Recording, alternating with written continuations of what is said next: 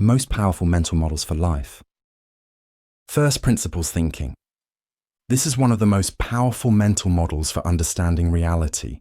It allows you to cut through assumptions, get to the core of a problem, and build solutions from the ground up. Most people rely on borrowed thinking. They do what others have done, make small tweaks, or follow standard rules. That might work for simple tasks. But when the challenge is new, complex, or broken, copying the past usually fails. First principles. Thinking starts by asking, what do I know for sure? What are the basic facts, independent of trends, habits, or opinions? Once you've got those, you rebuild from scratch. Here's a simple example. Imagine you're trying to eat healthier. Most people look up popular diet plans or follow what worked for someone else. But first principles thinking asks, what does my body actually need to function well? At the most basic level, it needs enough protein, vitamins, energy, and hydration.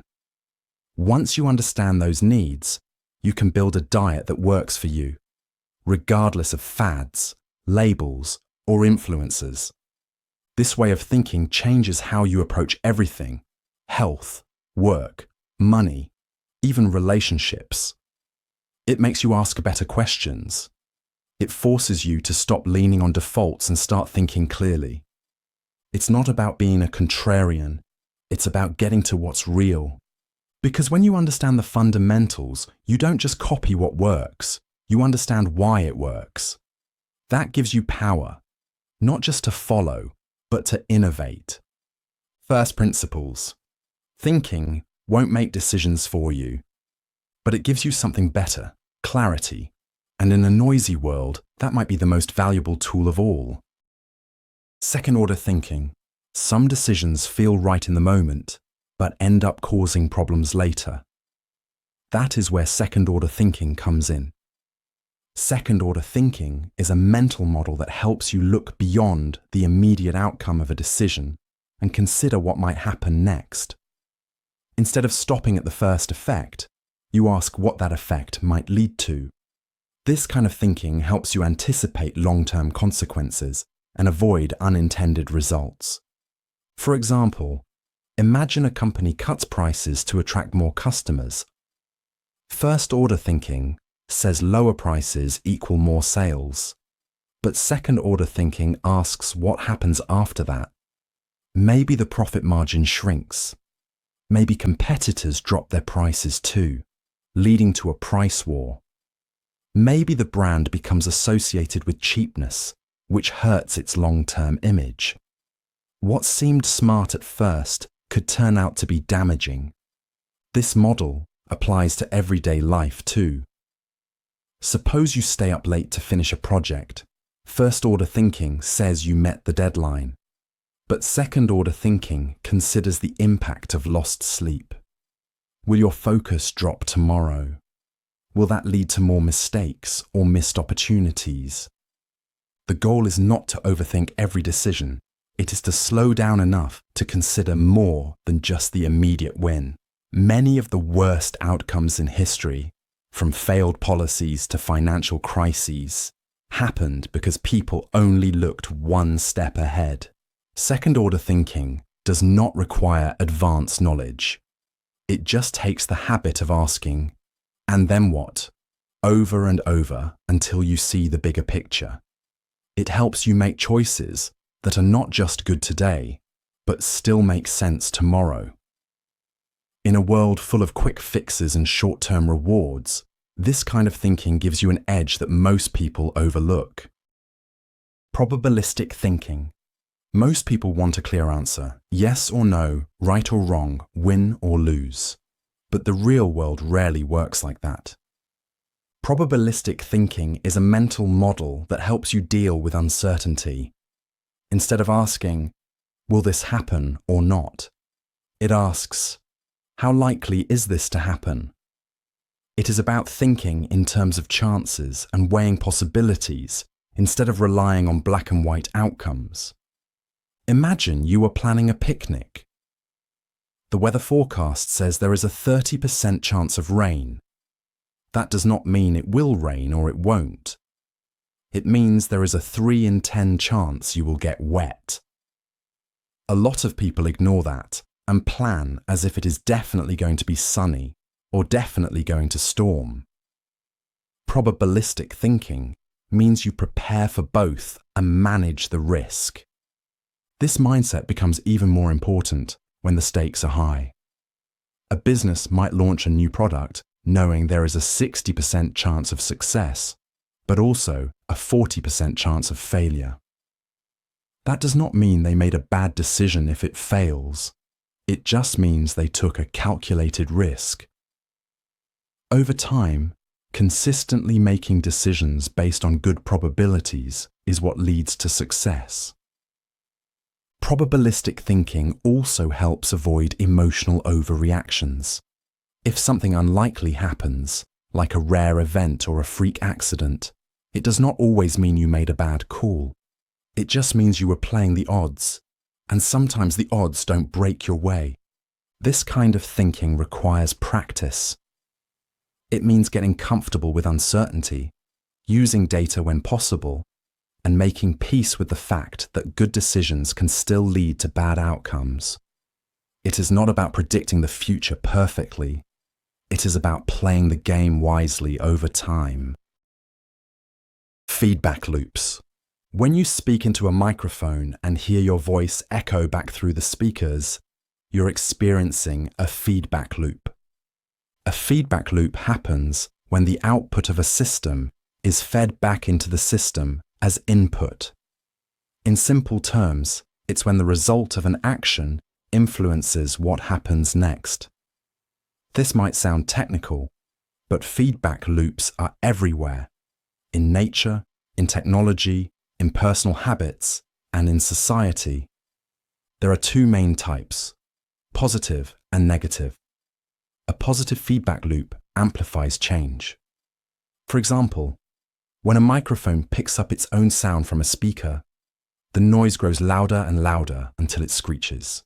In nature, melting ice exposes dark ocean water, which absorbs more heat and melts more ice. The cycle accelerates itself. A negative feedback loop does the opposite. It stabilizes. Think of a thermostat. When the room gets too hot, the air conditioning turns on. When it cools down, the system shuts off. The goal is balance. In biology, your body uses negative feedback to regulate temperature, blood sugar, and countless other functions. Feedback loops also shape human behavior. If you study, do well on a test, and feel proud, you're more likely to study again. That's a reinforcing loop. But if you touch a hot stove and feel pain, you learn not to repeat the action. That's corrective feedback. In either case, your actions adapt based on results. Understanding feedback loops is essential for improving systems. They explain how habits form, how businesses scale, and how environmental systems shift over time. Without feedback, there's no learning, no adjustment, and no progress. But with the right kind of feedback, change becomes guided, responsive, and sustainable. In any evolving system, feedback loops are the mechanism that makes adaptation possible. Law of diminishing returns. The first time you go to the gym after months of sitting at a desk, the changes can feel dramatic. A little effort leads to noticeable results, but keep going for months or years, and each improvement becomes smaller and harder to earn. That's the law of diminishing returns. It's a simple but powerful idea. When you invest more effort, time, or resources into something, your gains won't always increase at the same rate. At first, the returns are high. Then they begin to slow down. Eventually, you hit a point where adding more gives you very little in return. Imagine watering a plant. A few cups of water help it grow. But once the soil is saturated, more water doesn't make the plant grow faster. It just overflows. The same logic applies to learning a new skill, building a product, or even improving a business. At the start, there's a lot of low-hanging fruit, easy wins that create big improvements. But as the system becomes more refined, each new tweak matters less. You can keep pouring in energy, but the payoff shrinks. This idea helps explain why perfection is so expensive. Getting something from 90% to 95% might take as much effort as it did to get from 0 to 90. That final push often costs the most and gives the least. The law of diminishing returns isn't about giving up. It's about knowing when the trade-off stops being worth it. It helps you make smarter decisions about where to invest effort, when to shift focus, and how to avoid chasing improvements that no longer matter. In any system, knowing when returns begin to shrink lets you manage time, energy, and resources with far more clarity. Inversion. People try to reach their goals by asking what they need to do. But there's another approach that's often more effective. Ask what to avoid. Inversion is a mental model that flips a problem on its head. Instead of only thinking forward, you also think in reverse. If the goal is success, inversion asks what would cause failure. If the goal is happiness, inversion asks what creates misery. It works by focusing on what not to do, which is often more obvious and easier to control. This kind of thinking is useful because we're often too focused on ideal outcomes. We imagine what we want, but ignore the obstacles that stop people from getting there. Inversion brings those blind spots to the surface. It is a practical way to avoid common mistakes before they happen. For example, if you want to run a successful meeting, most people plan the agenda and talking points. Inversion asks what would ruin the meeting, maybe showing up unprepared, dominating the conversation, or not listening. Avoiding those things could be just as important as what you include. It applies across all kinds of decisions. Athletes use it to identify habits that lead to injury. Startups use it to predict what might cause them to fail. Even in relationships, you can use inversion to avoid behaviors that damage trust. Inversion does not mean you only focus on the negatives. It means you balance your thinking by working from both directions. Forward thinking shows you what to aim for. Inversion shows you what to steer away from. The two together create a clearer path. By removing the obvious sources of failure, inversion often reveals what really matters, long before the consequences arrive. It is a simple shift in mindset, but one that changes how problems are solved. Occam's razor. When something goes wrong, people often jump to the most complicated explanation. But more often than not, the simplest answer is the right one. Occam's razor is a mental model that helps you cut through confusion. It suggests that when you're faced with multiple explanations for the same thing, the one with the fewest assumptions is usually the most accurate. It's not about being lazy or ignoring complexity. It's about not adding extra layers unless you really need to. Let's say your internet stops working. One explanation is that the entire service provider's infrastructure has failed. Another is that your Wi-Fi router just needs to be restarted. Occam's razor would tell you to start with the second one. It's simpler, it relies on fewer assumptions, and in most cases, it turns out to be correct. This kind of thinking is useful because people love complex stories. We often overcomplicate problems, not because the situation demands it, but because our brains like patterns, drama, or hidden meanings. Occam's razor helps counter that tendency by reminding us to keep our reasoning grounded. In science, the model plays a huge role.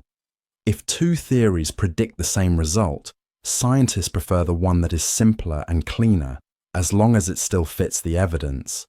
The same idea applies in business, medicine, and everyday problem solving. Occam's razor is not a guarantee that the simplest idea is always true. It's just a rule of thumb that keeps you from adding unnecessary explanations too soon. It helps you focus on what is most likely instead of getting lost in what is merely possible. In a world full of noise, this kind of clarity makes decisions faster, reasoning sharper, and thinking more reliable. Leverage. A small push can move something big, if you apply it in the right place. That's the essence of leverage. Leverage is the idea of using limited effort to produce a much greater result. In physics, it's clear. A lever, a pulley, or a gear turns a small input into a big outcome. You apply force at the right point, and the system multiplies it. But leverage isn't just about mechanics.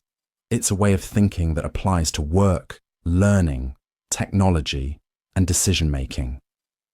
A single coder can write a program used by millions. One well-timed investment can generate massive returns. An effective leader can direct the energy of an entire organization with a few strategic moves. These are all examples of leverage at work, where effort gets amplified through systems, tools, or people.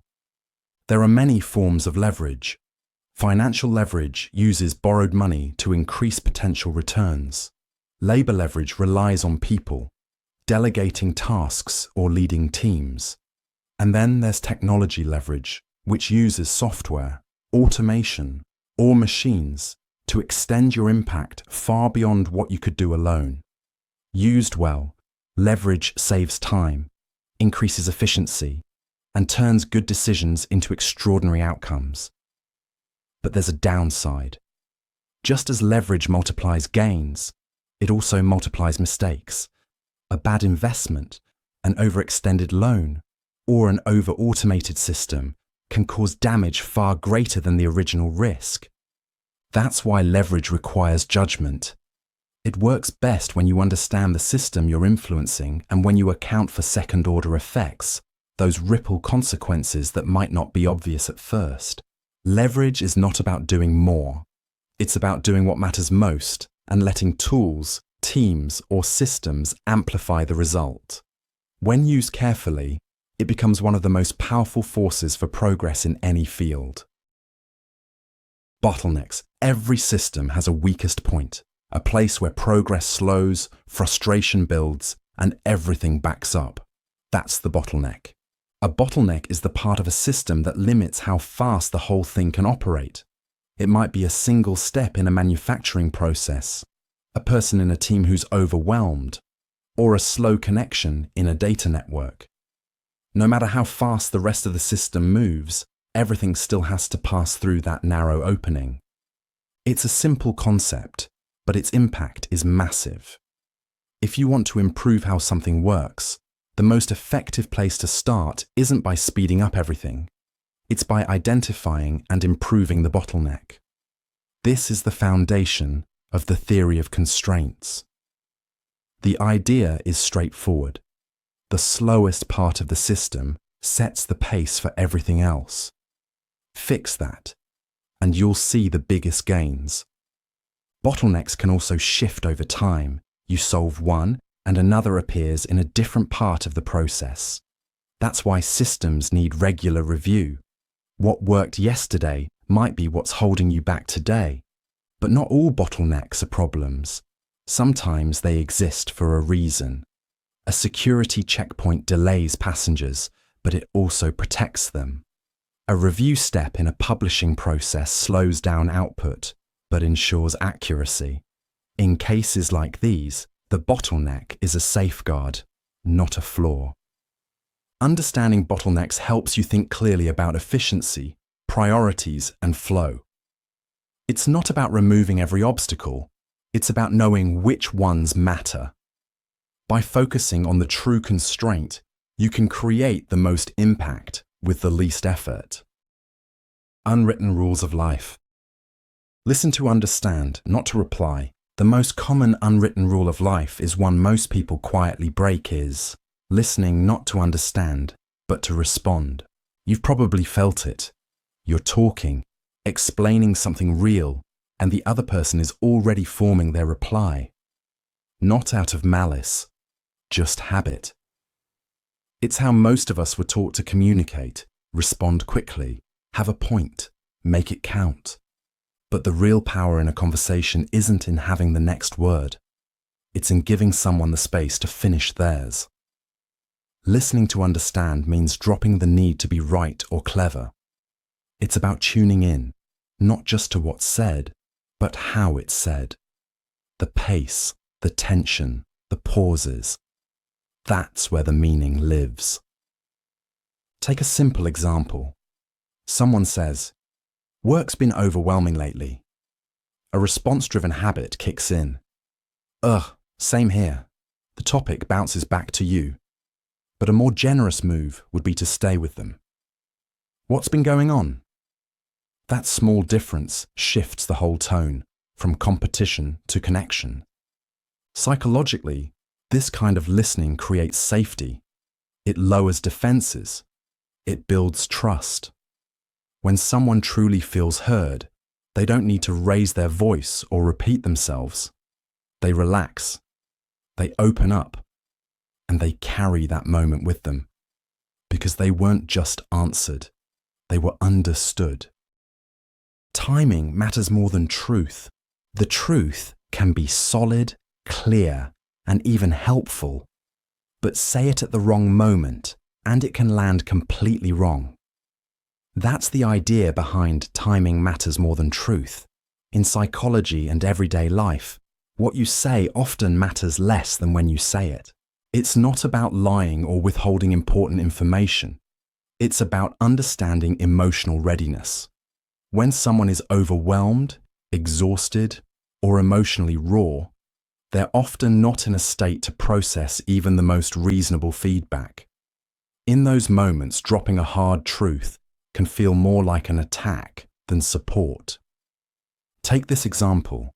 Right after someone receives bad news, you might feel the urge to offer perspective. Everything happens for a reason, or you'll come out stronger. These statements may be sincere, but when said too soon, they often come across as dismissive. The person isn't ready to zoom out, they're still in it.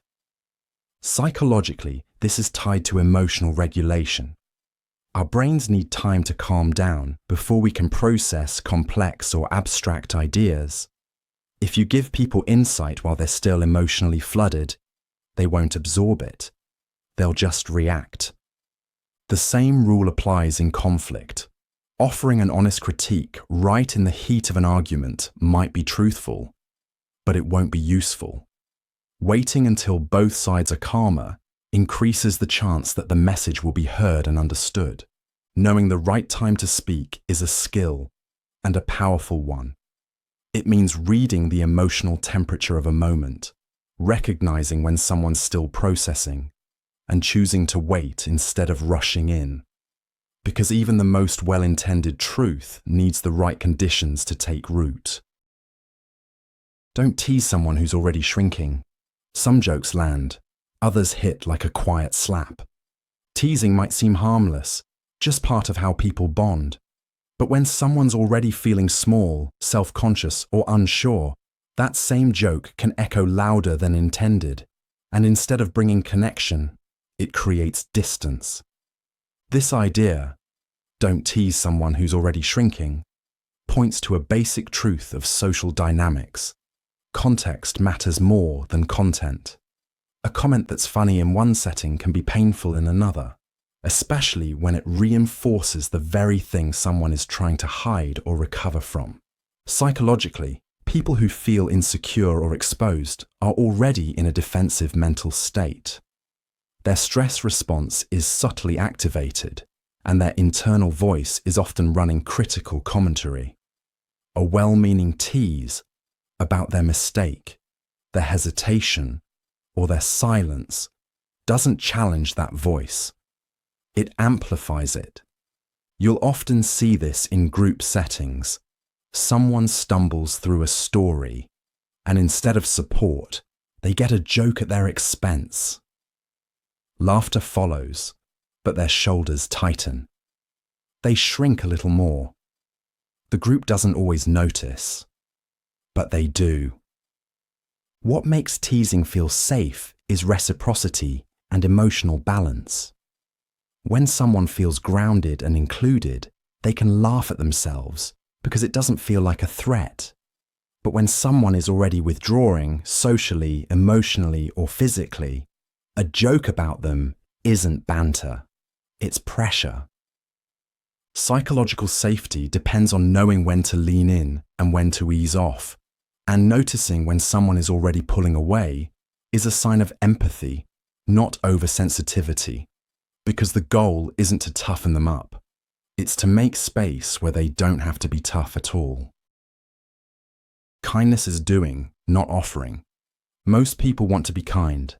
They'll say things like, "Let me know if you need anything," or "I'm here if you want to talk." But in practice, those offers rarely turn into action.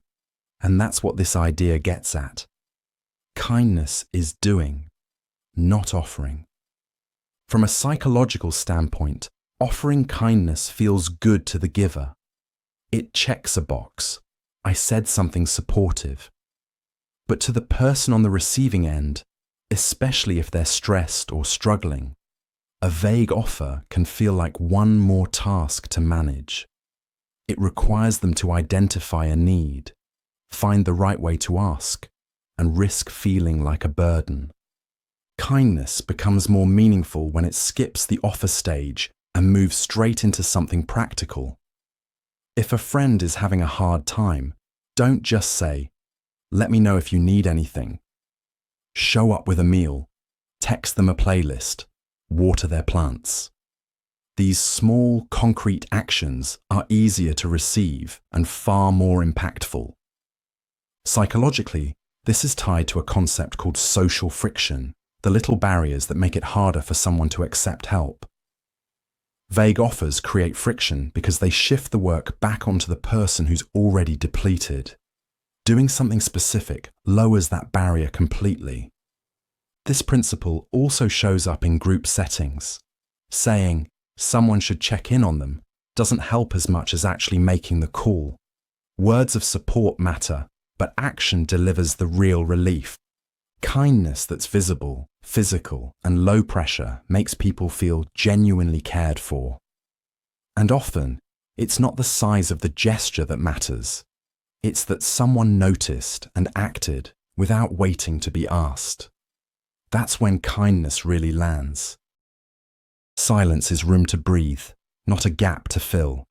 There's a pause in the conversation, and suddenly it feels uncomfortable. So you jump in, say something, anything, just to break the silence. It's a common reflex, but one that often cuts a moment short before it's had time to breathe. The idea that silence is room to breathe, not a gap to fill, is rooted in how our brains process information and emotion. In conversations, especially emotionally charged ones, people often need a few seconds to reflect, compose their thoughts, or simply feel what they're feeling. That silence isn't empty. It's doing important work. But because many of us are conditioned to view silence as awkward or a sign that something's gone wrong, we rush to fill it. We change the subject, offer quick advice, or add unnecessary commentary. In doing so, we can unintentionally interrupt someone's processing or pressure them into responding before they're ready. Think about a moment when someone shared something personal. If they paused for a few seconds, it didn't necessarily mean they were done. It meant they were still unfolding what they wanted to say. Letting that pause happen can feel uncomfortable, but it allows the other person to stay with their thought instead of switching gears prematurely. Psychologically, silence is part of communication. It gives people space to feel safe, especially when they're being vulnerable. It signals that there's no rush, no demand to perform, and that you're there not just to hear, but to listen. In relationships, therapy, or everyday conversation, the ability to sit with silence, even a few seconds longer than feels natural, can completely change the tone of an interaction. It shows patience, presence, and emotional maturity. And more often than not, what follows that quiet moment is exactly what needed to be said. Be always humble about success. Success can make people listen to you, but humility makes them respect you. Being consistently humble about success isn't about pretending you didn't work hard or minimizing what you've achieved. It's about how you carry that achievement in a room, in a conversation, or in someone else's story. Psychology points to a subtle but powerful truth. People are more receptive to those who succeed without needing to remind others of it. There's a concept called status signaling, which describes the ways people show their place in a social hierarchy through clothes, speech, or behavior. But studies show that people tend to trust and connect more deeply with those who don't constantly signal their status. In fact, those who highlight their flaws or failures alongside their strengths often come across as more authentic. Humility also leaves space for others. When someone shares credit, admits what they don't know, or stays curious despite being accomplished, it shifts the dynamic from competition to collaboration. That alone builds psychological safety, the kind of environment where people feel free to speak up, take risks, and grow. Think about how success stories are told. When someone says, "I got lucky, but I also stayed prepared," it feels grounded. It acknowledges effort while leaving room for context, timing, support, even failure. That honesty makes the success feel more real, not less. And socially, humility acts like gravity. People are drawn toward those who lift others up without inflating themselves. Not because it's performative, but because it shows emotional intelligence. At its core, staying humble about success doesn't mean shrinking yourself. It means being large enough to not need to prove it. Assume there's a hard first draft behind every "I'm fine." Someone says "I'm fine," but their voice is flat, their shoulders are tense, and they won't meet your eyes. You nod, maybe smile, and move on. But deep down, you know something doesn't feel right. The idea behind "assume there's a hard first draft behind every "I'm fine" is rooted in how people cope with difficult emotions. When someone says those two words, it's often not the full truth. It's the version that felt safe enough to say out loud. In psychology, this is related to emotional filtering. People don't always express what they're really feeling, especially when those feelings are complicated, raw, or still being sorted out. "I'm fine" is often the placeholder, something that buys time, or protects the speaker from going deeper before they're ready. Think of it like writing. The first draft isn't polished. It's messy, hesitant, sometimes full of half-formed thoughts. The same goes for expressing pain. When someone says, "I'm fine," they might really mean, "I don't know how to talk about it yet," or "I'm not sure how you'll respond." This doesn't mean you need to pry or push.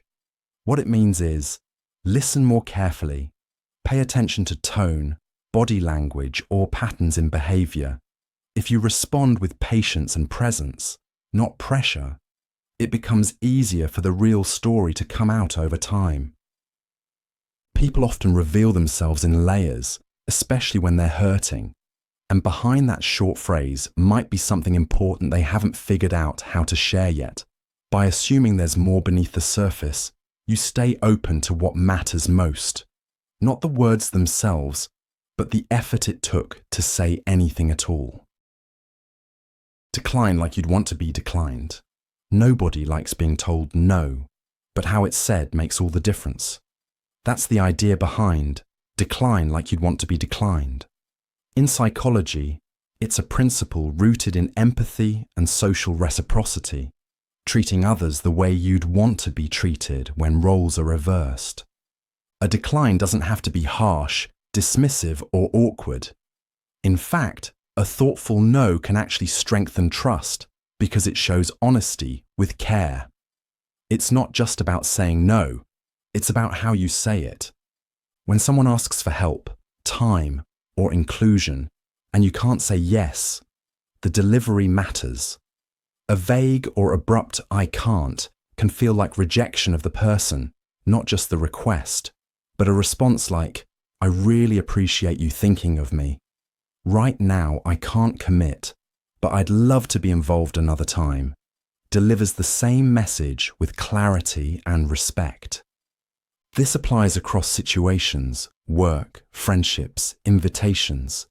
Declining with warmth and specificity shows that you're not avoiding the person, just the task or timing. Psychologically, this helps preserve relational trust. The sense that even when boundaries are drawn, the connection still matters.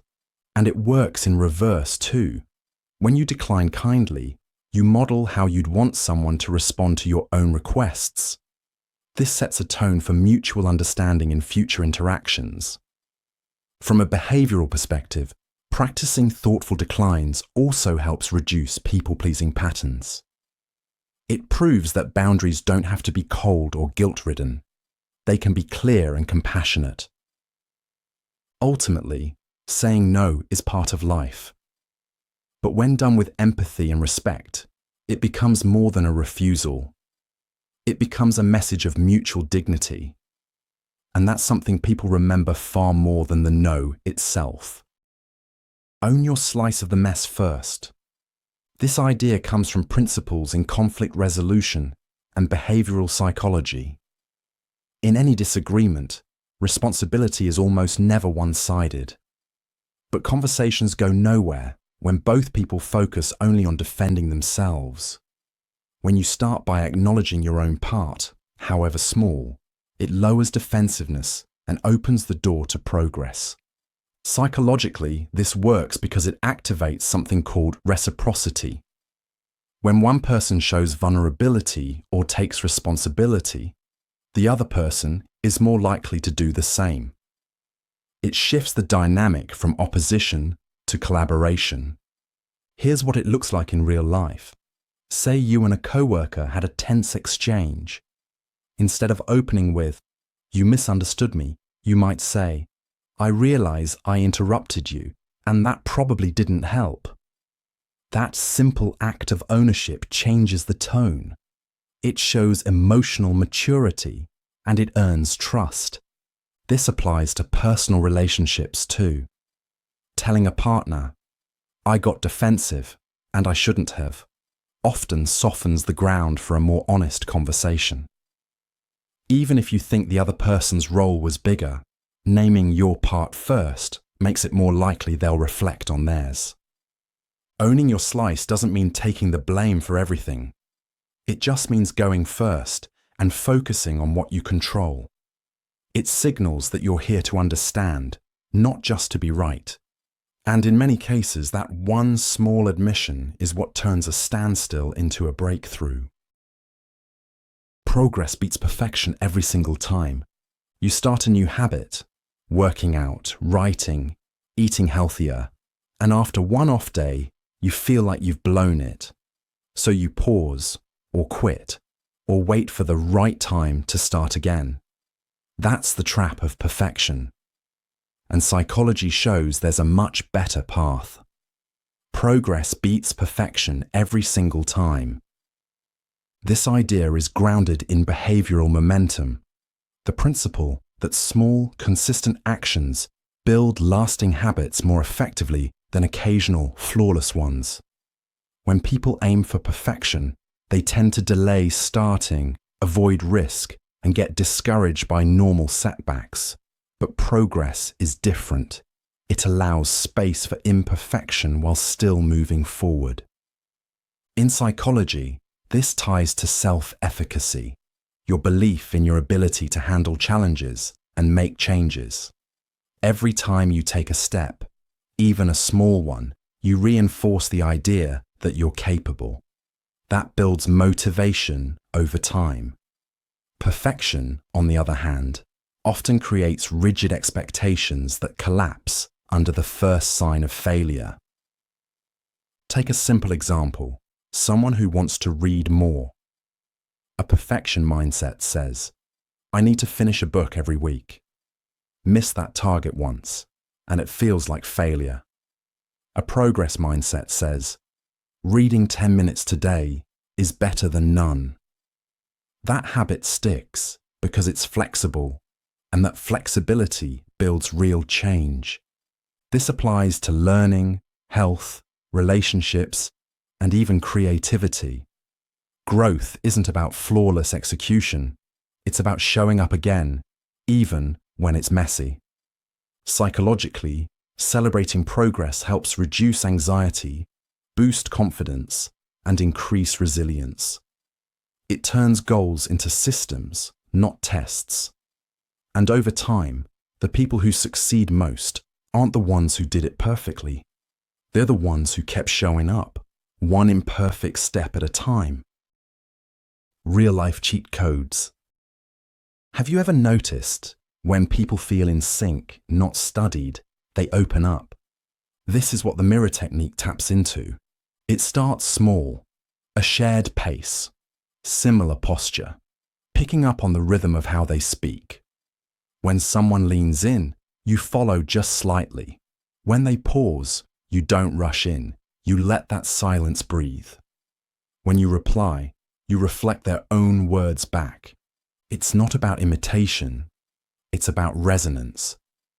And in that moment, the conversation stops feeling like a negotiation and starts feeling like a connection.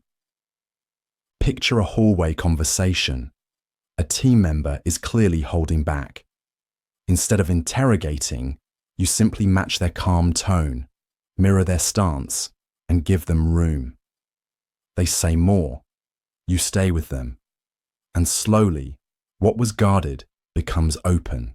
Mirroring works because it bypasses resistance. It signals, I'm not here to fix you or judge you. I'm just here with you. You'll see it in counseling sessions, in high-stakes sales calls, in tough parenting moments where logic fails but empathy gets through. People soften when they feel like you're on the same wavelength, even if the topic is hard. When you match someone's emotional tempo, they don't feel cornered. They feel safe. And safety leads to honesty. The mirror technique doesn't demand cleverness, just attention. It's one of the quietest ways to build trust, and one of the fastest. The yes ladder. Agreement doesn't always begin with the big question. It often starts smaller. One quiet yes at a time. In a shared office kitchen, a team lead approaches a new hire. It's their first week, and they've been quiet during meetings. Instead of diving into feedback, the lead starts simple. Hey, did you find the printer okay yesterday? They nod. Yeah. A smile. And the onboarding videos, those didn't freeze up on you? Another nod. Nope, all smooth. One more. Mind if we catch up for 5 minutes later this afternoon? Another soft yes. Easier this time. And when they sit down later to talk about workflow and expectations, there's no defensiveness, just a shared rhythm. The yes ladder works by building momentum through agreement. Small, non-threatening questions first. Things the other person can say yes to without effort or hesitation. Each yes relaxes the body a little more. It sets a pattern. By the time you ask for something bigger, it doesn't feel like a request. It feels like the next step in the same direction. It's something you'll see in old friendships when reconnecting after time apart, or in community organizing where you build trust not with speeches, but with simple, mutual understanding, even in casual relationships, where agreement builds comfort before it builds influence. You're not pushing, you're aligning. You're easing the other person into the experience with their own momentum. Because the hardest part of saying yes isn't the word, it's the fear of being pulled too fast. But when you're already halfway up the ladder, taking one more step feels natural. Not because someone talked you into it, but because you walked there, one yes at a time. Fake a deadline to get faster results. You're sitting at your desk, your coworker across from you, scrolling through emails. You've been working on the same project for a while, but progress has stalled. There's no immediate pressure, but the task feels endless. You casually say, "Hey, I need to wrap this up by 3 p.m. Can you get that data together by then?" Your coworker nods, suddenly picking up the pace. They dig into their files, pulling things together with a sense of purpose. Before you know it, the task is done, and you realize the deadline you gave them wasn't real. It was just a prompt to make it happen faster. When we feel the weight of a deadline, real or not, the brain shifts into a higher gear. The feeling of urgency narrows focus, cutting out distractions. That rush of energy doesn't always come without a deadline, but when we think we have one, we're more likely to act decisively. This works in sales, when a salesperson creates the illusion of scarcity, and it works in your everyday work life. Even in relationships, creating a sense of time pressure can help move decisions forward. The trick isn't about deceiving people. It's about creating the mental environment that makes them act more decisively. You don't need to pressure someone. Sometimes all it takes is creating a sense of time to encourage action. Say because for instant obedience, not because the explanation is always good, but because there is one. We're wired to connect requests with reasons. Without a because, a question feels like a demand. Add it, and it becomes a conversation, even if the reason is barely more than air. You'll see it in everyday moments. Could I take this seat because my foot's cramping? Mind if I go ahead because my coffee's already paid for? Even, can I borrow your charger because mine's in the other room? The actual logic doesn't have to be airtight. The word alone acts like a key. It signals structure, intention, a path. And people follow paths more easily than gaps. This also shows up in smaller social dynamics. Not manipulation, just friction reduction. Because gives the other person a reason to say yes without overthinking it. So next time you're asking something, even something small, don't just ask. Anchor it. Because once you give the mind a reason, it stops holding the brakes. Use we instead of you. You forgot to lock the door. Versus, looks like we forgot to lock the door. Same facts, different feeling, one point. The other joins. When you say we instead of you, you're not changing what happened. You're changing how it lands. The shift is subtle, but the emotional impact is immediate. Suddenly, you're not blaming. You're partnering. This isn't about avoiding responsibility. It's about preserving connection. Because even small phrases can make someone feel either isolated or included. And we is one of the quickest ways to move toward inclusion. You'll hear it between friends trying to sort out a miscommunication. We must have crossed wires feels lighter than you didn't say that. Or when making group decisions, should we head out? Carries more warmth than are you ready to go? It also shows up in apologies. We didn't handle that right. Softens the ground. Even if one person played a bigger role, the shared framing builds trust. We language signals unity, especially in moments that could become tense. And when people feel like you're on their side, they stop defending and start listening. So the next time something small goes sideways, don't assign the spotlight. Share it. Use we not to blur the truth, but to hold it gently. Because the goal isn't to be right, it's to stay close. Ask for opinions, not answers. Advice can feel heavy, but asking for someone's opinion? That opens a different kind of door. Late morning in a shared office kitchen, two co-workers stand by the sink, waiting for the coffee to finish brewing. One of them turns, holding a printed draft of a proposal. I'm not sure what to do with the structure here, she says, flipping to the second page. What's your opinion on this layout? The other looks it over, relaxes a bit, and starts talking.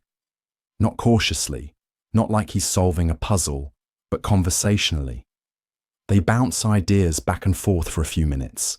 No pressure, no performance, just a quiet flow that somehow sharpens the idea without either of them forcing it. Asking for an opinion, rather than a direct answer, gives someone room to think without feeling cornered. It shows that you value their perspective, not just their correctness. That shift in tone makes it easier for people to open up, to share without filtering. Therapists often invite opinions to help clients reflect safely. In parenting, asking kids what they think makes them feel heard, not tested. In negotiation, it turns tension into dialogue. In sales, it keeps conversations human instead of transactional. When you ask for an answer, someone has to be right. When you ask for an opinion, they just have to be honest. The best conversations often begin where certainty steps aside.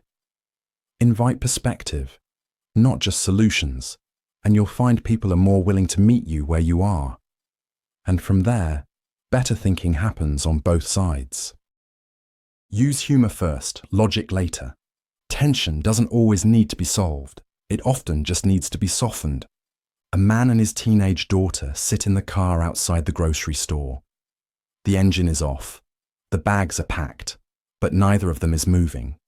The mood is heavy. They've been arguing all day. Grades, curfews, tone of voice. It's quiet now, but not peaceful. The father looks ahead, then says, "You know, when I was your age, I was grounded so often, my parents gave me my own punishment calendar. Color-coded." She cracks a smile, tries to hide it. He leans in. "Seriously, I had weekends booked for bad attitude through mid-April."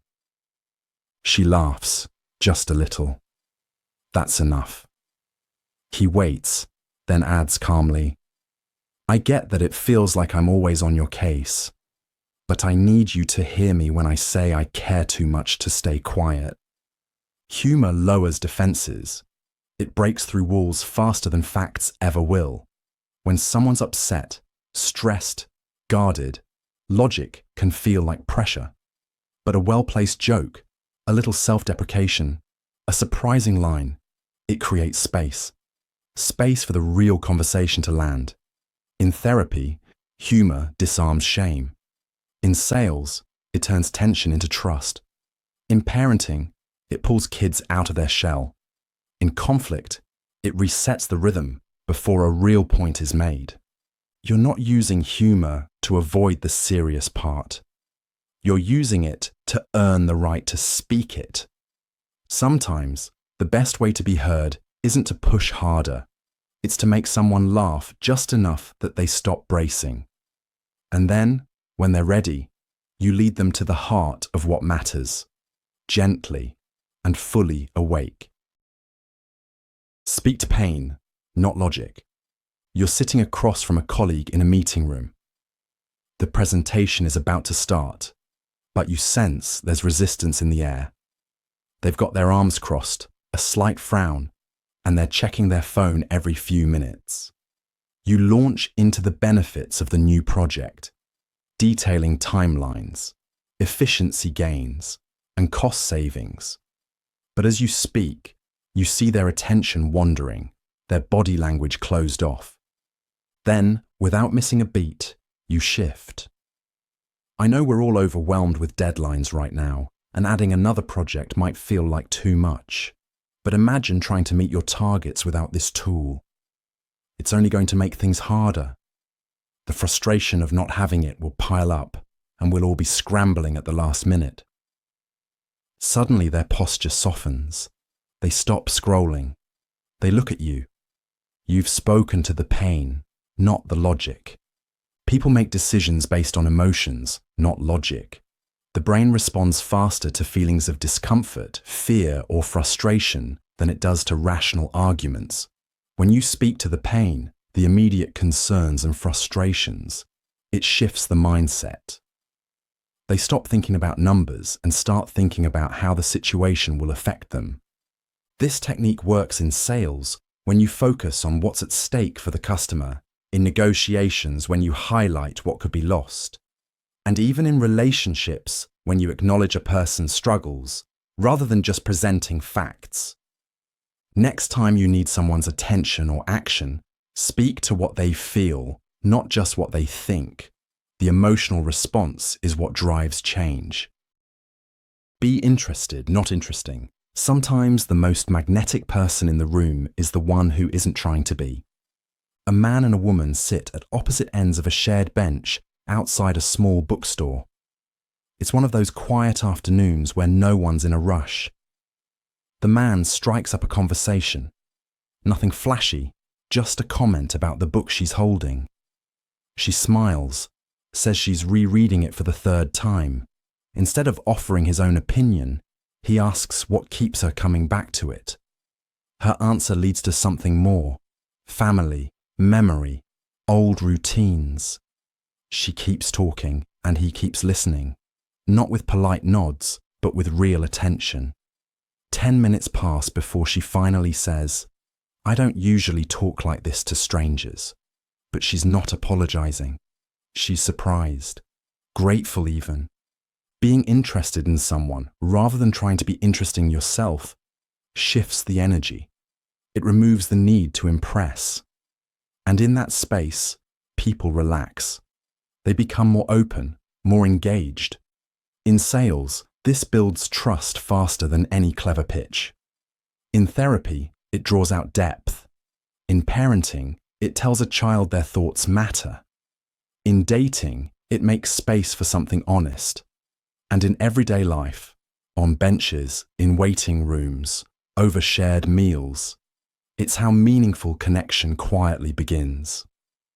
You don't have to be memorable to make an impact. You just have to make someone feel like they are. In the end, people rarely remember your stories as much as how you made them feel while they told theirs. And the one who asks with curiosity, not ego, often leaves the strongest impression of all. End with a compliment, always. Final moments often carry more weight than we think. What we say last is what tends to linger. In a small office break room, a short conversation between co-workers winds down. One of them had been venting. A project fell apart, a client didn't respond, and nothing felt like it was landing. The other offered a few suggestions, asked some thoughtful questions, and mostly just listened. As the first one gets up to leave, they pause in the doorway.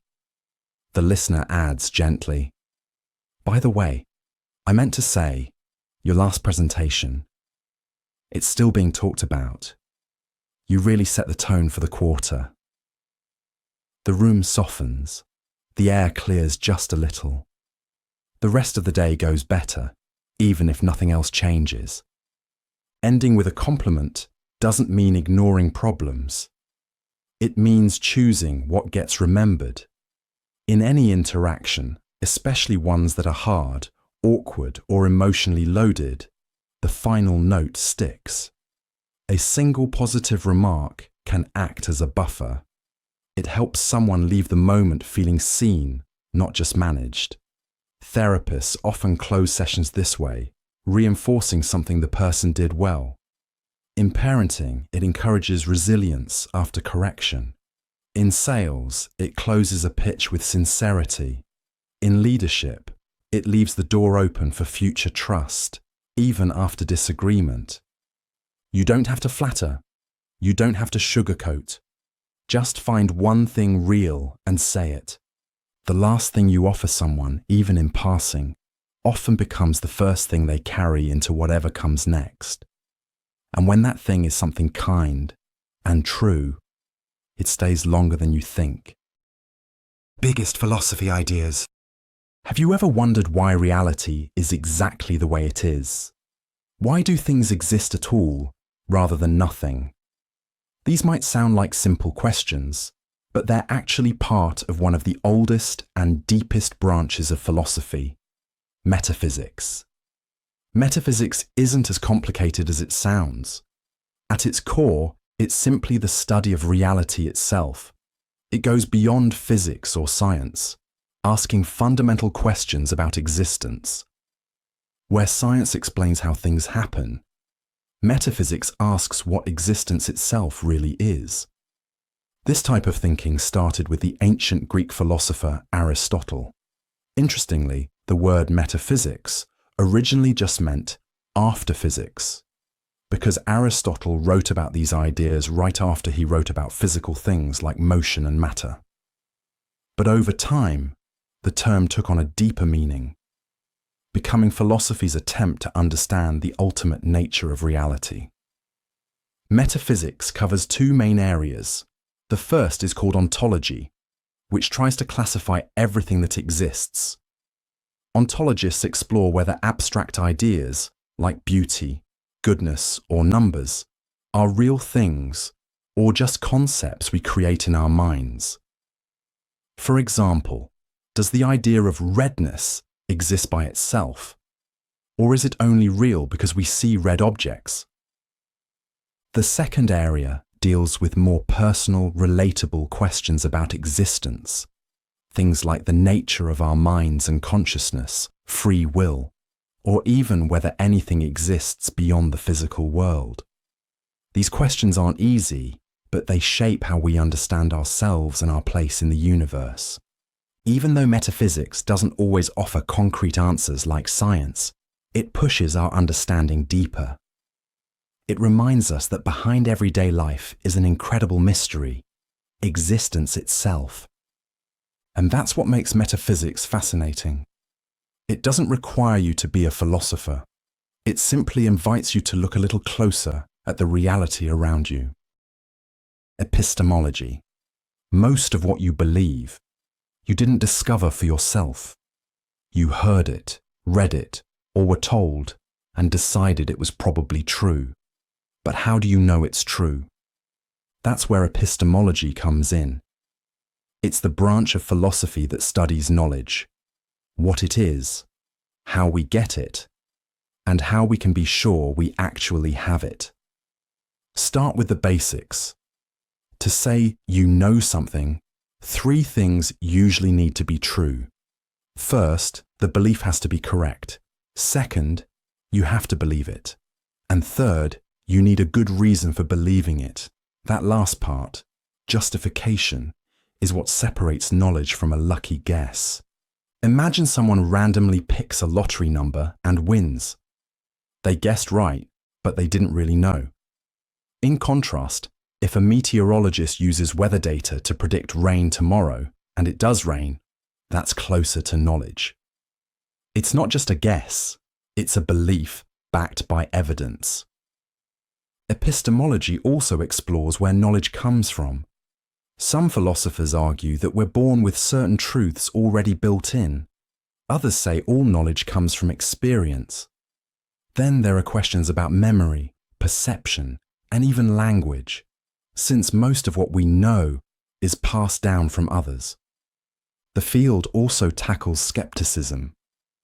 How can we trust what our senses tell us when illusions and false memories exist? And how do we know that the world outside our mind actually matches how we experience it? Epistemology doesn't always offer easy answers, but it lays the groundwork for understanding what counts as a reliable belief. In a world full of information, misinformation, and uncertainty, that kind of clarity is more important than ever.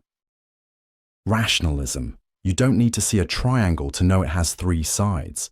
Some things we just seem to know by thinking. That's the starting point of rationalism. Rationalism is the philosophical view that reason is the primary source of knowledge. It claims that certain truths can be known independently of experience, just by using logic, thought, and deduction. In other words, not everything we know comes from the senses.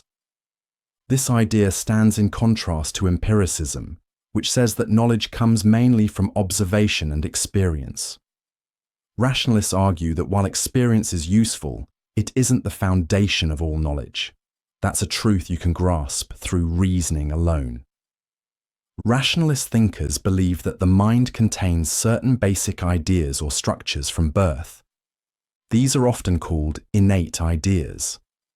Examples include concepts like quantity, identity, or even cause and effect. You don't learn them from the outside world. They're already built into how you think. One of the most famous rationalists, René Descartes, used pure reasoning to try to establish certainty. He started by doubting everything, including his senses, and worked his way up using logical steps. The idea was that reason could build a solid foundation for knowledge, even when experience might be misleading. Rationalism has had a huge influence on science, mathematics, and philosophy. It supports the idea that the mind is not just a passive receiver of information, but an active tool for discovering truth. By relying on reason, rationalism helps explain how we understand things that go beyond immediate experience, things that are abstract, universal, and often essential to how we make sense of the world. Empiricism. You know fire is hot because you felt it. You know sugar is sweet because you've tasted it. These aren't ideas you were born with. They came from experience. That's the core idea behind empiricism. Empiricism is the philosophical view that all knowledge comes from sensory experience. It says we're not born knowing things. We start with a blank slate, and everything we learn comes from what we see, hear, touch, taste, and smell. This idea directly challenges rationalism, which claims that some knowledge is built into the mind. Empiricists push back, arguing that without experience, even the most basic concepts wouldn't exist. You don't know what cold is until you've felt it. You don't understand blue unless you've seen it. The roots of empiricism go back to thinkers like John Locke, who described the mind at birth as a blank sheet of paper. For Locke, experience writes on that paper over time, through direct observation and reflection. Later philosophers like George Berkeley and David Hume developed the idea further, showing how everything from complex ideas to moral beliefs could be traced back to experience. Empiricism also laid the foundation for the modern scientific method. Instead of relying on pure logic or intuition, scientists observe, measure, and test.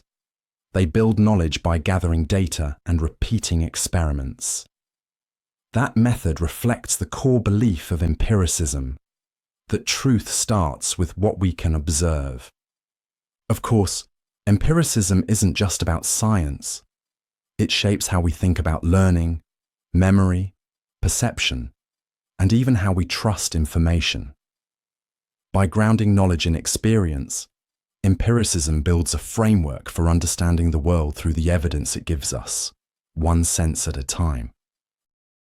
Absurdism. You wake up, go to work, pay bills, make plans, doing your best to live a meaningful life, but the world doesn't give you any clear reason why. That disconnect is what absurdism is all about. Absurdism is a philosophical idea that centers on the clash between our search for meaning and the lack of any guaranteed meaning in the universe. It doesn't say life is meaningless. It says we want meaning, and the universe doesn't offer it in any obvious way. That gap between what we expect and what we get is called the absurd. The idea became well known through the work of Albert Camus. He wasn't saying life is hopeless. In fact, his whole point was that the absurd is a condition we all face, and the way we respond to it matters. The absurd isn't something to solve or escape. It's something to recognize and live with. A good example is the story of Sisyphus, a figure from Greek mythology. He's punished by the gods, forced to roll a giant boulder up a hill forever, only for it to roll back down each time. To many, that sounds like a nightmare. but Camus used it to explain how humans deal with absurdity. The task may never end, but we still keep pushing. Absurdism isn't about giving up. It's about rejecting false answers, those neat explanations that claim to give life meaning when they don't really hold up. Instead, it encourages people to face reality head-on, even when it's messy or unclear. At its core, absurdism is about honesty. It doesn't offer comfort or certainty, but it does give a framework for how to live in a world that doesn't explain itself, and how to keep going anyway. Existentialism. Existentialism is a philosophical movement that focuses on human freedom, individuality, and the challenge of creating meaning in a world that doesn't provide it for you. It became especially influential in the 20th century, shaped by thinkers like Jean-Paul Sartre, Simone de Beauvoir, and Albert Camus. At its core, existentialism starts with the idea that existence comes before essence. In simpler terms, people exist first, and only later define who they are through choices and actions. Unlike a knife, which is made with a specific purpose, humans aren't born with a built-in function. Instead, they have to figure it out as they go. This freedom sounds empowering, but it also comes with pressure. If no one else can decide your purpose for you, then you're fully responsible for shaping your life. That responsibility can lead to anxiety, doubt, or what existentialists call angst. But it also means that meaning isn't something to be discovered, it's something to be made. Existentialism also wrestles with the idea of absurdity, the conflict between our desire for meaning and a universe that doesn't guarantee any. Camus famously used the image of Sisyphus, a man doomed to push a boulder uphill forever, to show what it means to keep going even when life feels pointless. This philosophy isn't about despair, it's about realism. Existentialism doesn't offer comforting answers, but it does offer clarity. You're not stuck in a system you didn't choose. You have the power to define your own values and live by them, even in the face of uncertainty.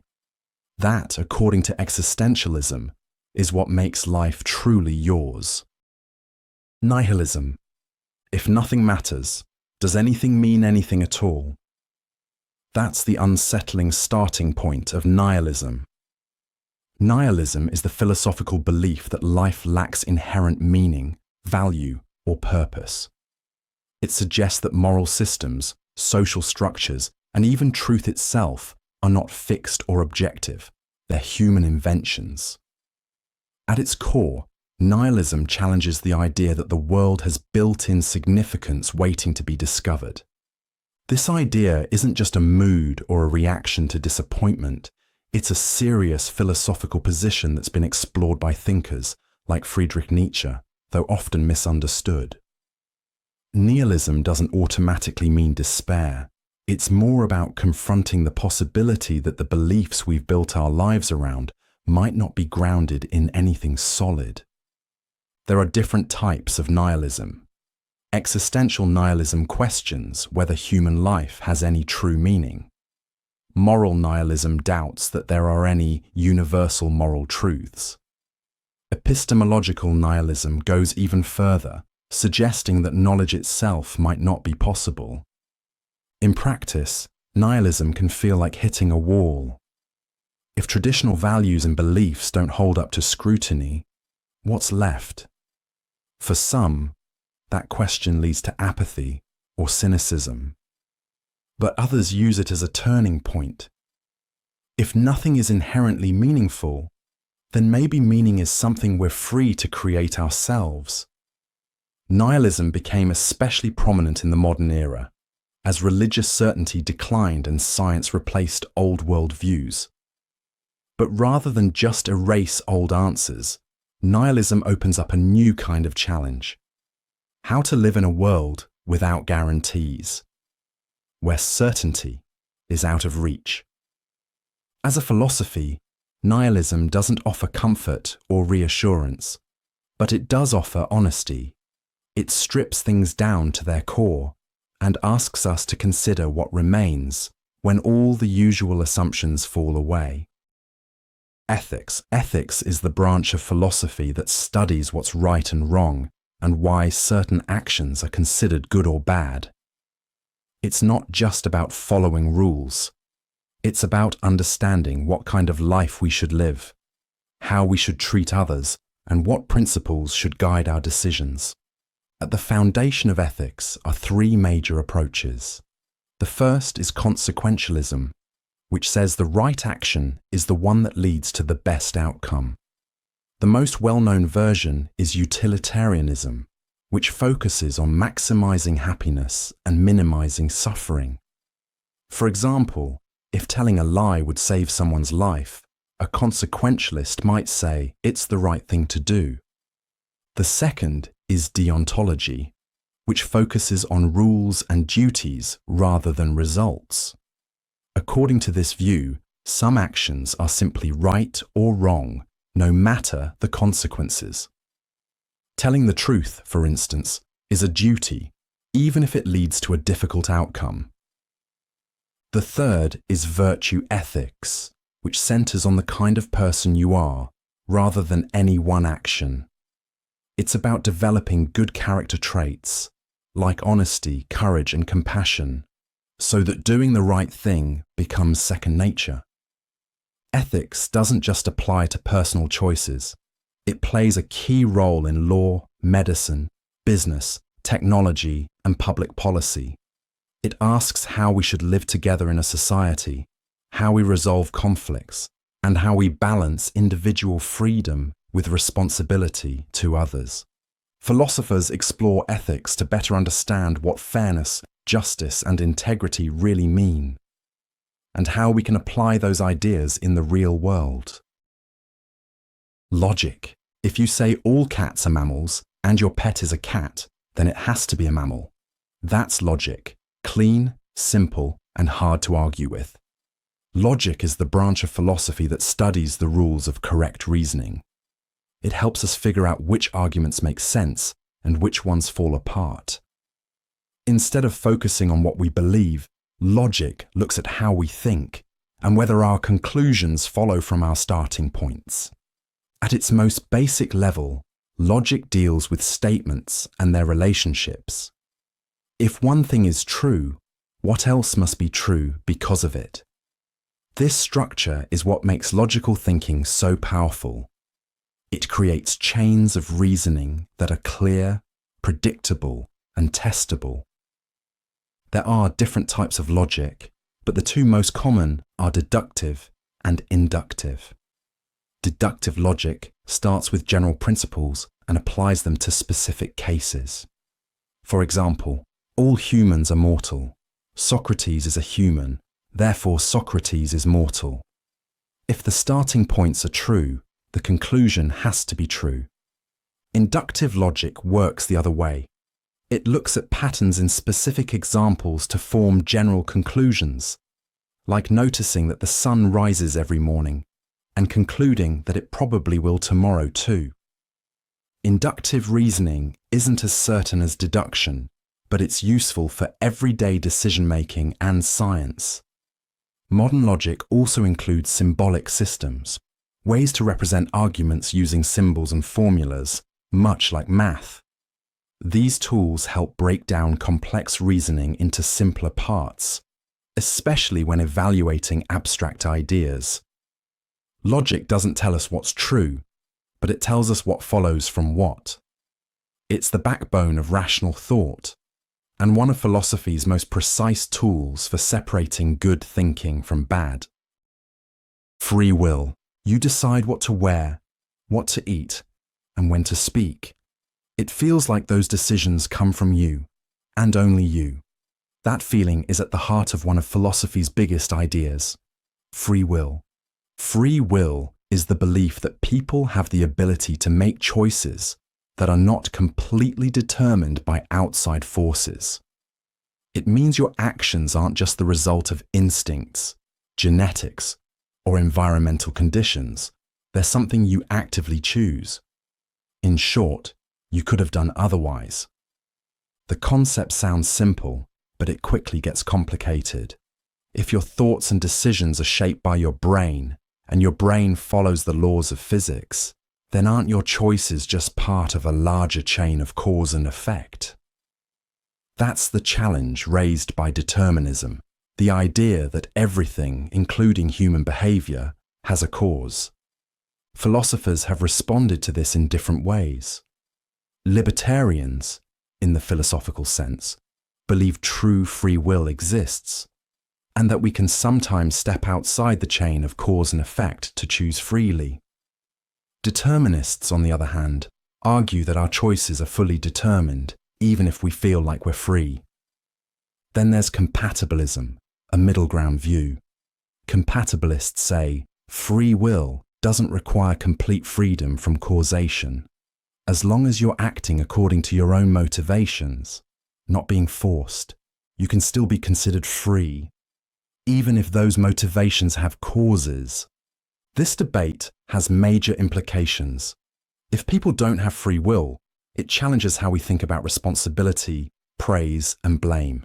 It even impacts legal systems, ethics, and personal identity.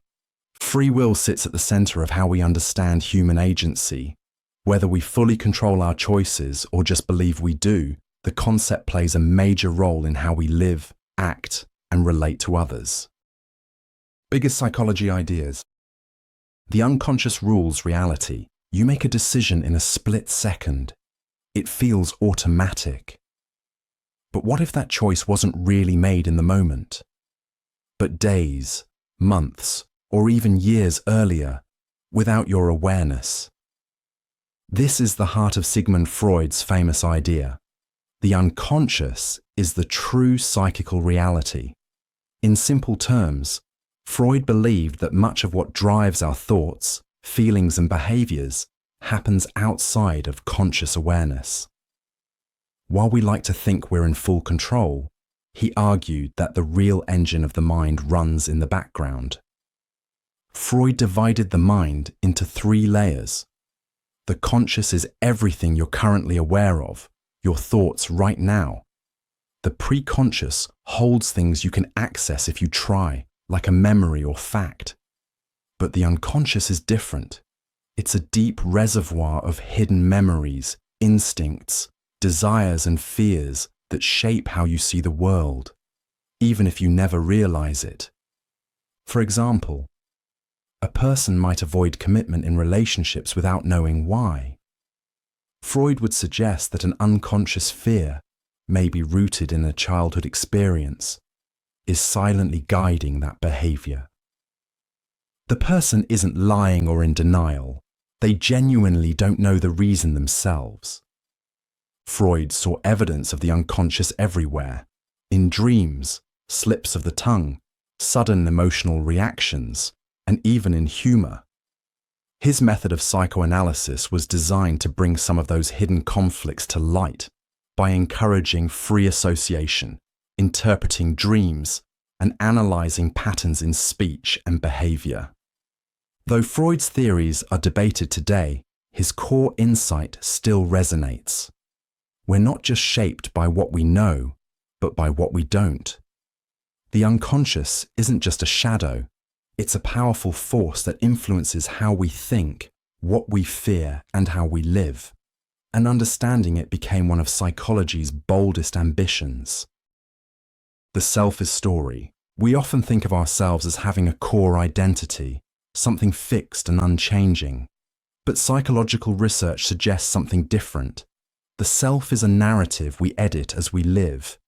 In other words, we're not just living our lives, we're also constantly shaping the story we tell about who we are. Psychologist Dan McAdams helped develop this idea through his work on narrative identity. He argued that people build a sense of self by constructing a personal story, one that connects the past, present, and imagined future. This story gives life coherence and meaning, but it's not carved in stone. It's edited, reframed, and updated as new experiences unfold. We don't remember every moment. We highlight certain events, leave others out, and reinterpret past experiences in light of where we are now. A failure from years ago might once have felt like the end of a path. Later, it becomes a turning point in a story about resilience. A quiet childhood might be remembered as lonely or peaceful, depending on the mood or message we're constructing. This narrative isn't fiction. It's grounded in real events. But it's selective, shaped by emotion, context, and memory. And because stories are social, we often adapt them to fit what others expect to hear, or what we want to believe about ourselves. Understanding the self as a narrative helps explain how people change. When someone undergoes therapy, recovers from trauma, or simply matures over time, what shifts isn't just behavior, it's how they frame their story. They might go from victim to survivor, from outsider to leader. By studying narrative identity, psychologists have found that people with coherent, hopeful life stories tend to have greater well-being. The stories we tell aren't just reflections of who we are, they're tools we use to become who we want to be. Perception is guided hallucination. You walk into a dimly lit room and think you see someone standing in the corner. Your heart jumps until you realize it's just a coat on a chair. That moment of confusion reveals something surprising about how perception works. It's not just about what your eyes take in, it's about what your brain expects to see. Psychologist and cognitive scientist Anil Seth describes perception as externally guided hallucination. The idea is simple but powerful. Your brain is constantly generating predictions about the world, and your senses help correct or confirm those guesses. At any given moment, your brain is using past experience, context, and expectation to build a model of what's around you. Vision, for instance, isn't just a camera feed, it's a reconstruction. You don't see raw data, you see what your brain believes is most likely based on what it knows. This is why optical illusions work. Your brain fills in gaps, makes assumptions, and sometimes gets it wrong. But most of the time, it gets it right, because the external world helps guide the process. Light, sound, texture, and motion shape those predictions into a perception that feels solid and reliable. In that sense, perception is like a controlled hallucination, one that stays in sync with reality as long as the sensory data lines up. When those signals break down, as in certain mental illnesses or neurological conditions, the hallucination can become untethered from reality. This view changes how we think about everyday experience. It shows that perception is active, not passive. It's not just about sensing, it's about interpreting. And even when the world feels crystal clear, what you see is still a best guess, refined moment by what your brain expects and what the world provides. Emotions come before awareness. You tense up before you realize you're nervous. Your heart pounds, your palms sweat, and only after a moment do you say, "I'm anxious." This isn't just a quirk of human experience. It's how emotions work. Emotions arise before we know we're feeling them. This idea comes from research in affective neuroscience, particularly the work of Joseph Ledoux, who studied how the brain processes fear. He found that emotional responses, especially to threats, begin before the conscious mind has a chance to catch up. The brain reacts first, then informs you afterward. The process starts deep in the brain, in structures like the amygdala, which are responsible for detecting danger and triggering a rapid response. If you hear a sudden loud noise, your body flinches and your heart rate jumps instantly. Only afterward do you consciously label the feeling as fear or surprise. This rapid response system evolved to help us survive, to act before we think. Even emotions like joy, disgust, or anger follow a similar pattern. They begin as unconscious physiological shifts, changes in heart rate, posture, muscle tension, or facial expression. Our brains use these cues, along with the situation around us, to decide what we're feeling. This understanding reshapes how we think about emotion regulation. Since emotions begin below awareness, we often don't choose them. We manage them after they've started. Recognizing this helps explain why people sometimes act emotionally before they realize what triggered them. It also highlights the importance of emotional awareness. People who are better at recognizing early bodily cues, what psychologists call interoception, are often better at navigating their feelings. They notice the emotion early, which gives them more control over how they respond. In the end, emotions aren't just thoughts we reflect on. They're automatic, physical processes that shape how we experience the world, often before we have the words to describe them. Memory rewrites experience. You might think your memory works like a video camera, recording life as it happens, ready to play back exactly what occurred. But psychologists have discovered something very different. Memory is not a recording device. It's a storyteller. This idea comes from decades of research showing that memories are not perfect snapshots. Instead, they are reconstructions, mental stories that we piece together each time we try to remember. Psychologist Elizabeth Loftus famously demonstrated how easily memories can be shaped, even altered, by suggestion, emotion, or time. When we recall something, our brains don't pull up a file. We recreate the event using fragments of sensory input, emotion, knowledge, and context. And like any storyteller, the brain fills in gaps.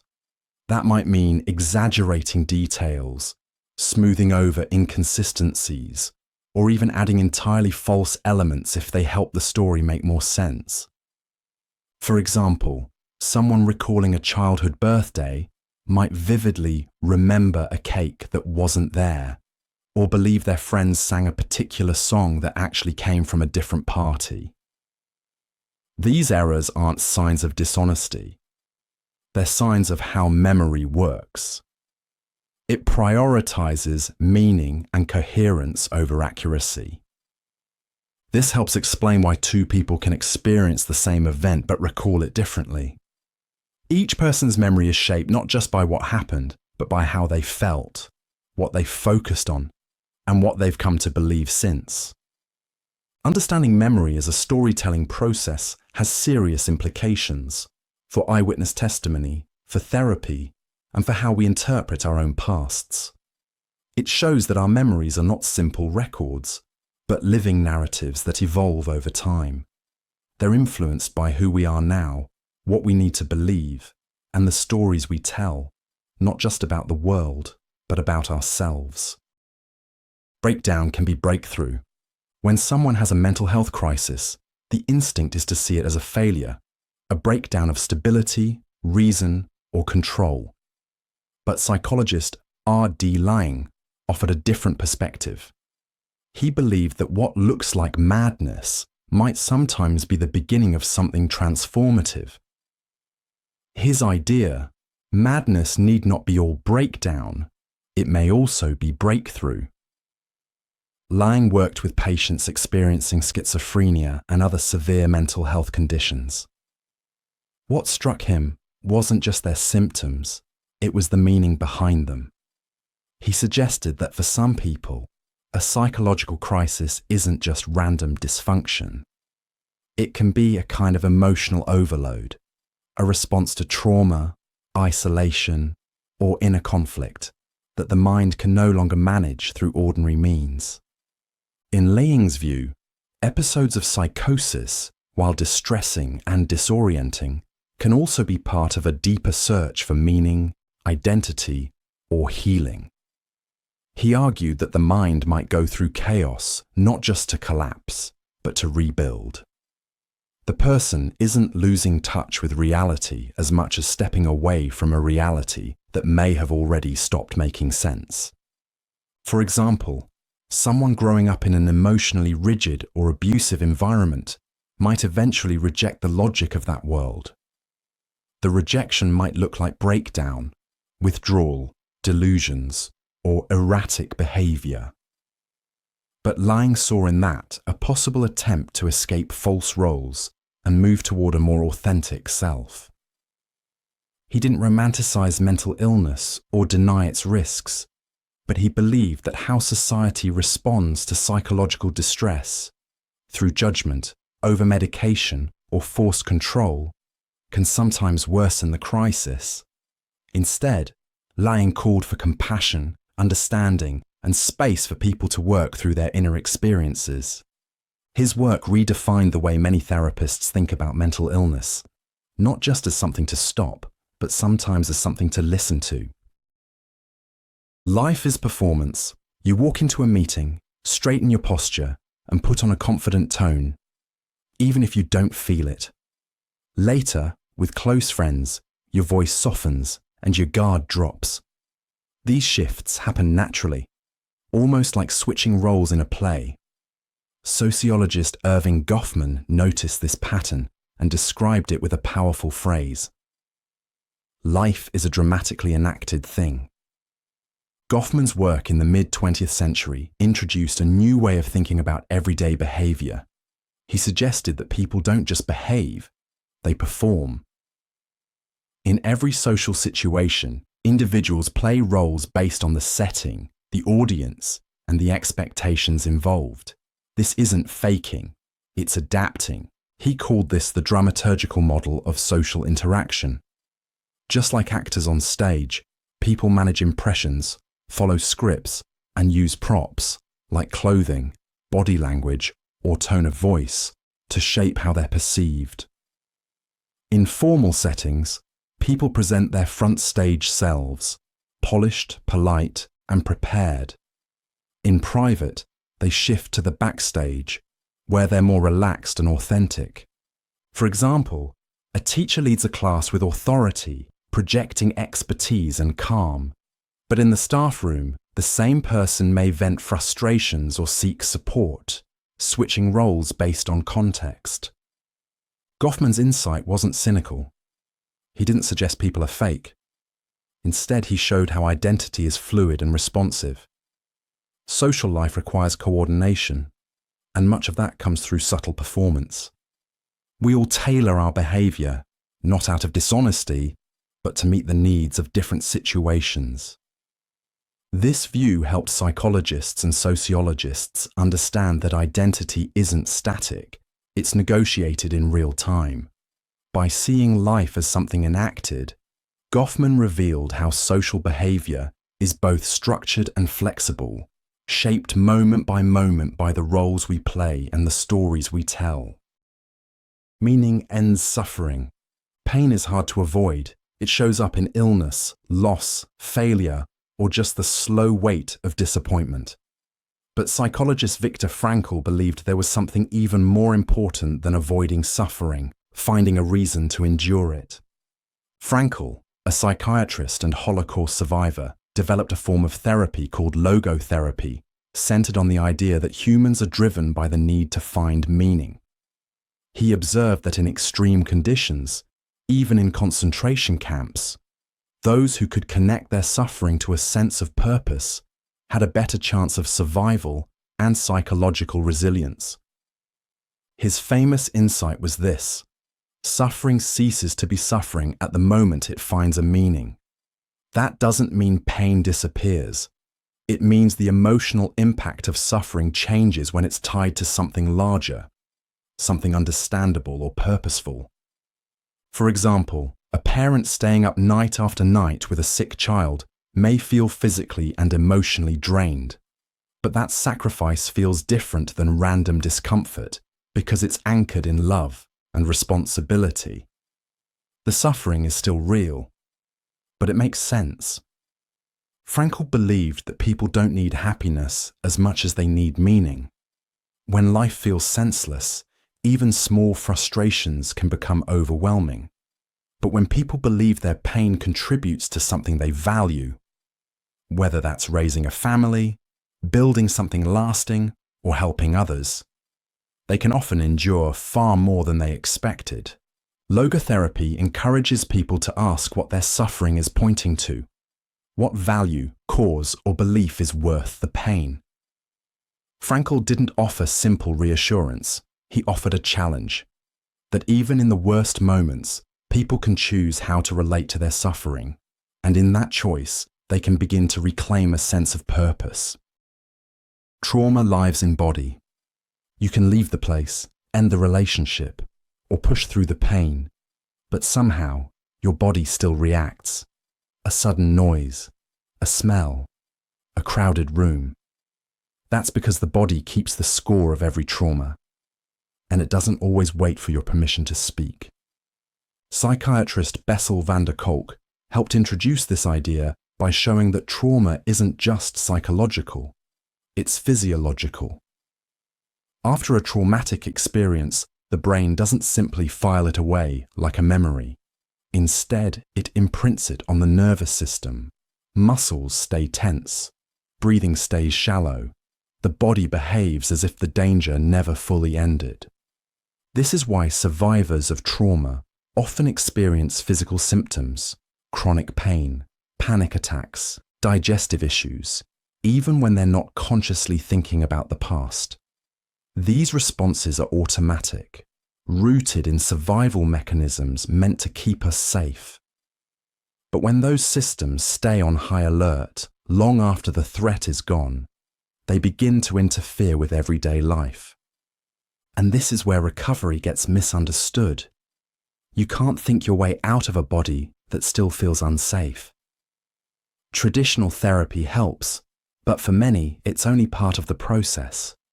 Regulating breath, grounding through movement, or slowly reintroducing safe touch. These are ways the body begins to unlearn its fear. The core idea flips the script on trauma. It's not just in your head, and healing isn't just about talking. It's about rebuilding a sense of internal safety, one physical signal at a time. For many people, the path forward starts not with memory, but with sensation, not with what they remember, but with what their body has never forgotten. Empathy, you've probably felt it before. Someone else is upset, and suddenly you feel a bit of that emotion too. That's empathy. It's the ability to understand and share what someone else is going through, even if you're not in their situation. Empathy isn't just being nice or polite. It's a built-in response that helps us connect with others. When you see a friend stressed before a big presentation and your stomach knots up a little, that's your brain simulating their experience. You're not just observing, you're internally mirroring their emotional state. This happens because of how our brains are wired. Certain cells called mirror neurons activate when we see someone experiencing something, especially emotions. These neurons allow us to mentally step into another person's shoes. It's not perfect, but it gives us a rough version of their feelings. Empathy comes in different forms. Cognitive empathy is when you understand what someone is feeling. Emotional empathy is when you actually feel some version of their emotion. Then there's compassionate empathy, when that feeling moves you to help. Everyday examples are everywhere. When you slow down to comfort someone who's had a bad day, or when you wince watching someone trip. Those small reactions are built on empathy. It helps people form friendships, support each other, and function in social groups. But empathy isn't automatic all the time. Stress, fatigue, or even unfamiliarity can reduce how empathetic we feel in a given moment. Still, it's a skill that can be strengthened with awareness and practice. Empathy isn't just an emotional response. It's a mental tool that helps us understand one another and build better social connections. Dumbest myth debunked. We use only 10% of our brain. This is one of the most well-known and completely wrong myths we hear in everyday life. The claim that we only use 10% of our brain has been around for over a century. It sounds just intuitive enough to earn a place in pop culture. But brain scans tell a very different story. When scientists use tools like fMRI to observe brain activity, they find that nearly every part of the brain is active at different times, depending on what you're doing. Simple actions like walking or listening to music engage multiple areas, and during complex tasks like solving a puzzle or recalling a memory, even more regions light up. There's no massive section of your brain sitting idle. The myth likely stuck because it's appealing. It makes us feel like we have untapped potential just waiting to be unlocked. But it's based on a misunderstanding. Some parts of the brain are more specialized, responsible for vision, movement, or language, and not all are firing at once. That doesn't mean they're unused. It just means they're used as needed. What's more, the brain is one of the most energy-hungry organs in the body. It uses around 20% of your energy, even though it weighs just 2% of your total body mass. Evolution doesn't keep around expensive, useless tissue. So no, you're not stuck with 10% power. You're already using far more than you think, just not all at once, and that's exactly how it's meant to work. Microwaves give you cancer. Some people worry that using a microwave could increase their risk of cancer. It's a common fear, usually based on the idea that microwave ovens use radiation, and radiation sounds dangerous. But not all radiation is the same. Microwaves work by using a type of non-ionizing radiation. That means it doesn't have enough energy to damage your DNA, which is the main way cancer starts. Instead, microwave radiation causes water molecules in food to vibrate, generating heat and warming the food from the inside out. It doesn't make the food radioactive, and it doesn't change the structure of the ingredients in a harmful way. The confusion often comes from mixing up different kinds of radiation. Ionizing radiation, like X-rays or ultraviolet light, can damage cells and DNA. But the kind used in microwave ovens is much weaker and not in the same category. It's closer to the radio waves that power your phone or Wi-Fi than anything harmful. Microwaves are also designed with safety in mind. The metal casing and mesh screen on the door prevent radiation from leaking out. As long as the microwave is working properly and the door seals correctly, there's no risk of exposure beyond the inside of the oven. Claims about microwaved food being less nutritious have also been studied. Cooking in a microwave may actually help preserve some nutrients better than boiling or frying, simply because it cooks food faster and uses less water. So while the word radiation can sound alarming, the kind used in microwaves isn't the dangerous type. It heats your food efficiently and safely, without increasing your cancer risk. The technology may feel a little mysterious, but it's well understood and widely tested. Humans evolved from monkeys. The phrase "humans evolved from monkeys" gets repeated a lot, but it's not quite accurate. It oversimplifies how evolution works and leads to some common misunderstandings about human origins. Humans didn't evolve from the monkeys we see today. Instead, humans and modern monkeys share a common ancestor, a species that lived millions of years ago and gave rise to multiple evolutionary branches. One of those branches eventually led to us. Another led to the monkeys and apes still living today. Think of it like a family tree. You and your cousins didn't come from each other. You both came from a shared grandparent. In the same way, humans and other primates are more like evolutionary cousins than one being descended directly from the other. The common ancestor we share with modern monkeys was likely a small, tree-dwelling primate that lived around 25 to 30 million years ago. Over time, different populations of its descendants adapted to different environments. Some became the various types of monkeys we know today, while others evolved into apes, and one specific branch of apes eventually evolved into early humans. Fossils and genetic evidence show that humans are most closely related to chimpanzees and bonobos, but even these are not our ancestors. We share about 98 to 99% of our DNA with them, but that similarity points to a shared past, not a direct line. Human evolution is marked by gradual changes, walking upright, developing larger brains, and using tools. These traits didn't suddenly appear. They developed over millions of years in response to shifting environments and survival needs. So while humans and monkeys are connected through evolution, we didn't come from monkeys, we came from the same ancient roots. Understanding that distinction helps make sense of how all life is interconnected without confusing the direction of evolution. You can sweat out toxins. It's a popular idea. Sit in a sauna, go for a long run, or do hot yoga, and you'll sweat out the toxins in your body. It sounds appealing, but that's not how the human body works. Sweat is your body's natural cooling system. When your internal temperature rises, your sweat glands release fluid, mostly water, with small amounts of salt, urea, and electrolytes. It helps regulate heat, not remove harmful substances. The idea that sweating can flush out toxins is a misunderstanding of what sweat is actually for.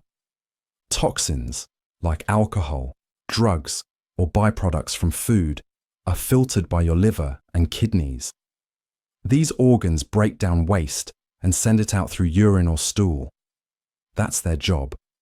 Sweat plays only a tiny, almost negligible role in removing waste. If your body relied on sweat to detox, you'd be in serious trouble. Some people feel better after sweating, especially during exercise. That's real, but it's more about the release of endorphins, improved circulation, and the psychological effects of physical effort, not the elimination of toxins through your skin. Medical studies have shown that even in extreme conditions, sweat contains only trace amounts of anything toxic. You'd have to sweat gallons to even approach what your kidneys clear in a single bathroom break. And for people with kidney or liver problems, sweating doesn't offer a backup plan. The body still relies on its internal filtration systems. That doesn't mean sweating is bad. It's a healthy part of how your body maintains balance. But it's not a detox method. If you're looking to support your body's natural detox process, drinking enough water, eating well, and getting regular sleep does far more than any amount of sweating ever will. Shaving makes hair grow back thicker. It's a common belief. If you shave your hair, it grows back thicker, darker, and faster. But that's not how hair works. The idea likely comes from what people notice right after shaving. When hair starts to grow back, it can feel rougher or look darker than before. But that's not because it changed. It's because of how the hair is cut. Shaving slices the hair straight across, leaving a blunt edge. That edge feels stubbly and coarse as it grows out. But the hair itself hasn't actually become thicker or denser. Hair grows from follicles under your skin, and shaving doesn't affect them. The thickness, color, and speed of your hair growth are determined by your genetics and hormones, not by your razor. Whether you're shaving your legs, face, or head, the razor is only trimming the visible part of the hair, not influencing what happens beneath the skin. The illusion of thickness also comes from the contrast between new stubble and the smoother skin around it. Freshly shaved hair hasn't yet been exposed to sunlight or natural wear, so it can appear darker too. But again, that's just appearance. It's not a real change in the hair's structure. Multiple studies have tested this idea over the years, and none have found that shaving changes hair's thickness, growth rate, or colour. If it did, we'd see people with visibly thicker eyebrows, arms, or other areas after regular shaving. And we don't. So while it might feel like your hair grows back thicker, it's just a trick of texture and timing. The razor's not changing your biology, it's just giving your hair a blunt edge. Eating before bed makes you fat. A lot of people believe that eating right before bed automatically leads to weight gain.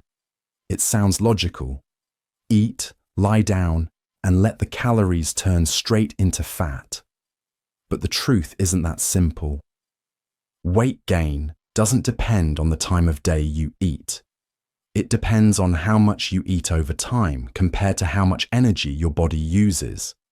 In other words, your total calorie intake matters more than the clock. When you eat something, your body starts digesting it immediately, whether it's 8 a.m. or 10 p.m. Your metabolism doesn't suddenly shut down when you go to sleep. It may slow slightly, but it still processes food efficiently overnight. So where did the myth come from? Part of it may be behavioral. Late-night eating often includes snacks that are higher in sugar, salt, or fat, like chips, cookies, or fast food. These are easy to overeat, especially if you're tired or distracted. It's not the timing, it's the extra calories that make the difference. Some studies have shown a connection between late-night eating and weight gain, but usually in people who consistently overeat at night. For example, skipping meals during the day, then binging before bed. That kind of pattern can throw off hunger cues and lead to long-term overeating. There's also the sleep angle. Eating too close to bedtime can affect sleep quality for some people, especially if the meal is large or spicy. Poor sleep can, in turn, affect hormone levels that regulate hunger, and that can influence weight gain indirectly. But the food itself? It doesn't know what time it is. Your body doesn't store calories differently just because the sun went down. It's about what and how much you eat overall, not when you eat it. Coffee stunts your growth. For years, kids have been warned that drinking coffee will stunt their growth. It's one of those classic lines, right up there with "sit up straight" or "don't run with scissors." But despite how often it's said, there's no scientific evidence to support it. Coffee contains caffeine, a natural stimulant that affects the central nervous system. It can make you feel more alert, increase heart rate, and temporarily reduce tiredness. But it doesn't interfere with the growth plates in bones or stop the body from developing normally.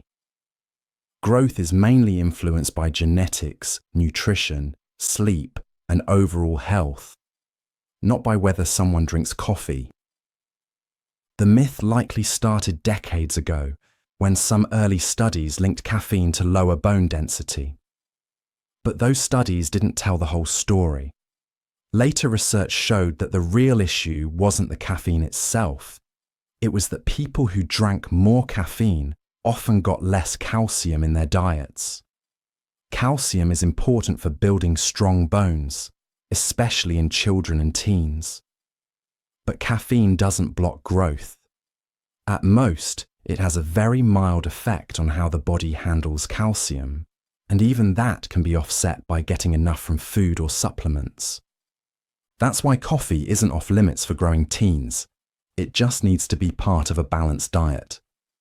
Of course, too much caffeine can still cause problems like jitteriness, poor sleep, or upset stomachs, especially in younger people.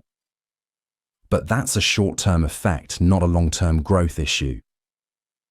In short, coffee isn't a growth blocker.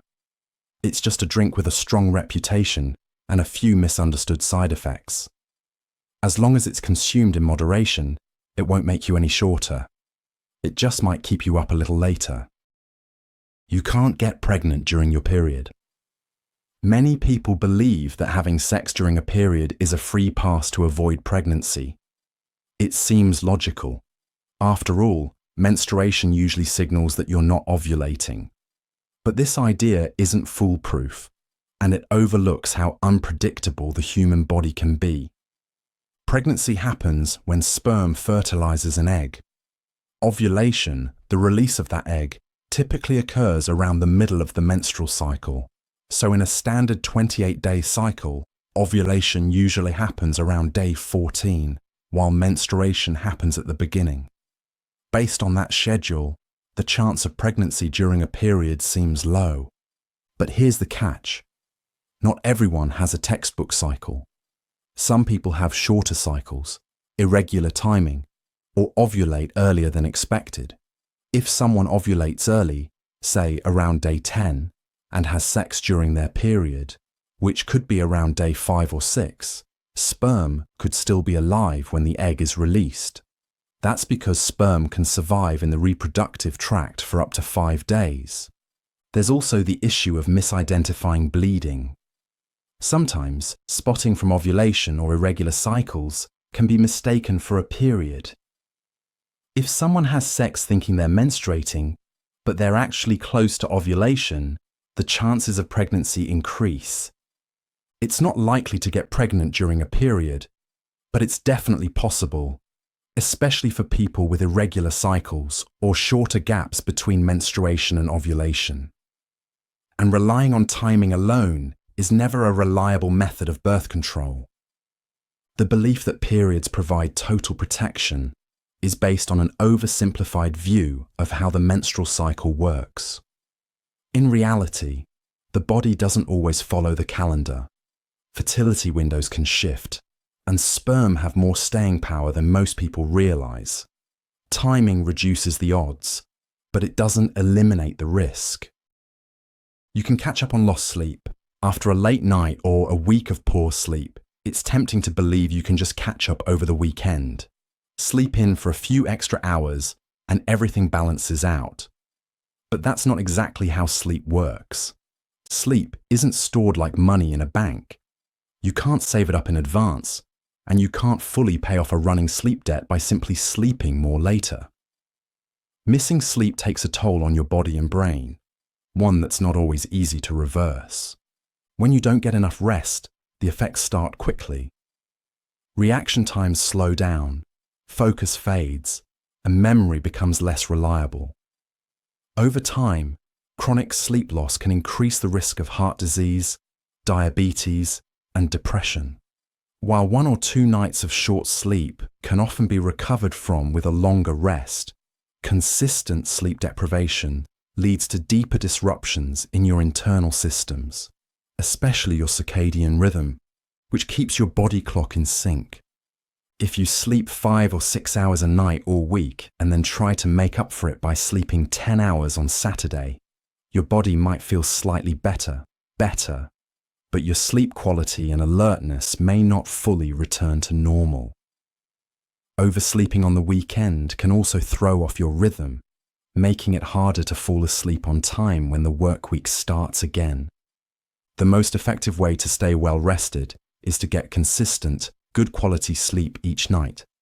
That doesn't mean perfect sleep every time, but aiming for a steady schedule helps your body function the way it's designed to.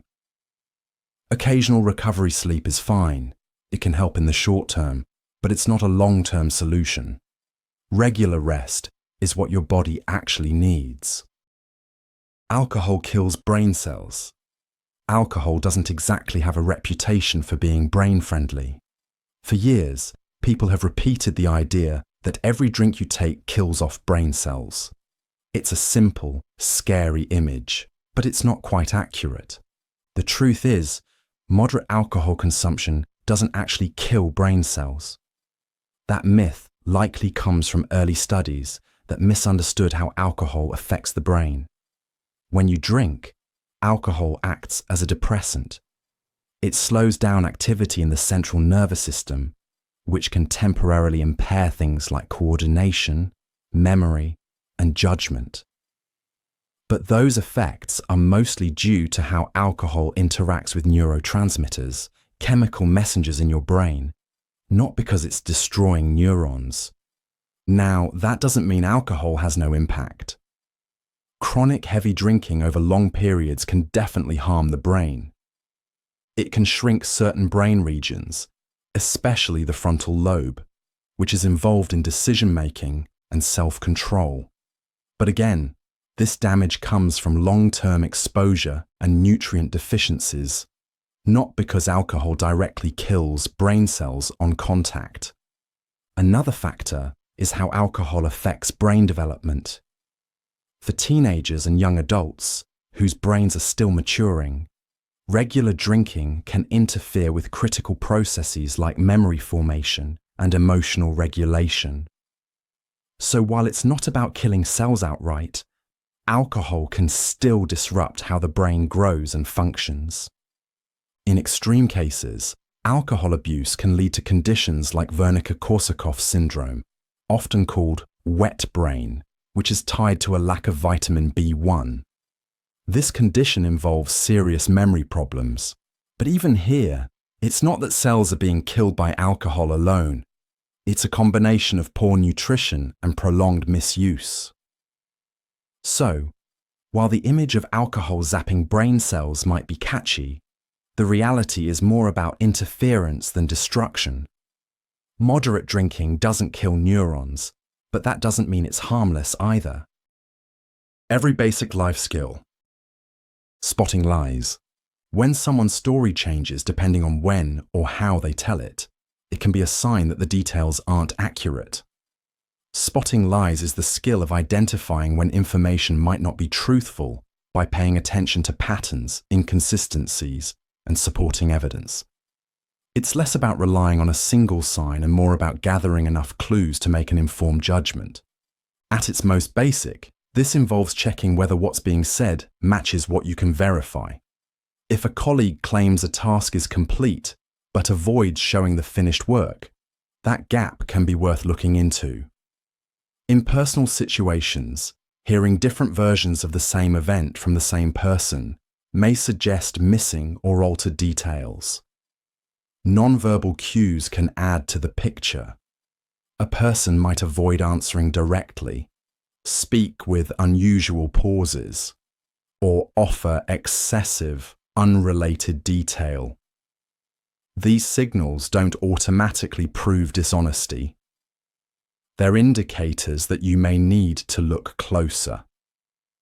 Asking clear, specific questions can help reveal whether information holds up. Truthful answers tend to remain consistent when explained multiple times, while fabricated ones may shift or lose detail under repetition.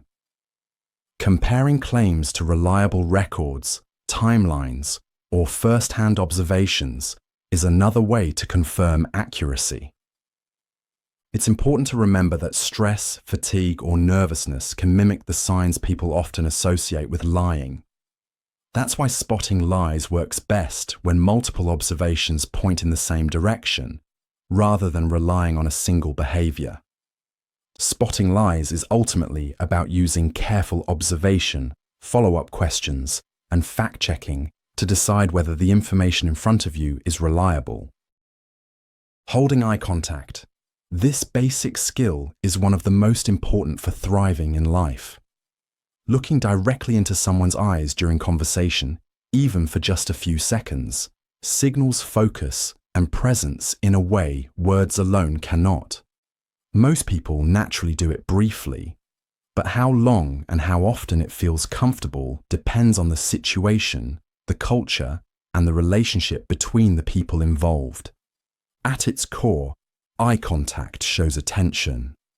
With a friend, it can make a conversation feel more genuine. In a job interview, it signals engagement and confidence. Even a brief moment with a stranger, like thanking a cashier, can create a small but real sense of connection. It also shapes how messages are interpreted. A steady gaze while speaking often conveys honesty or certainty.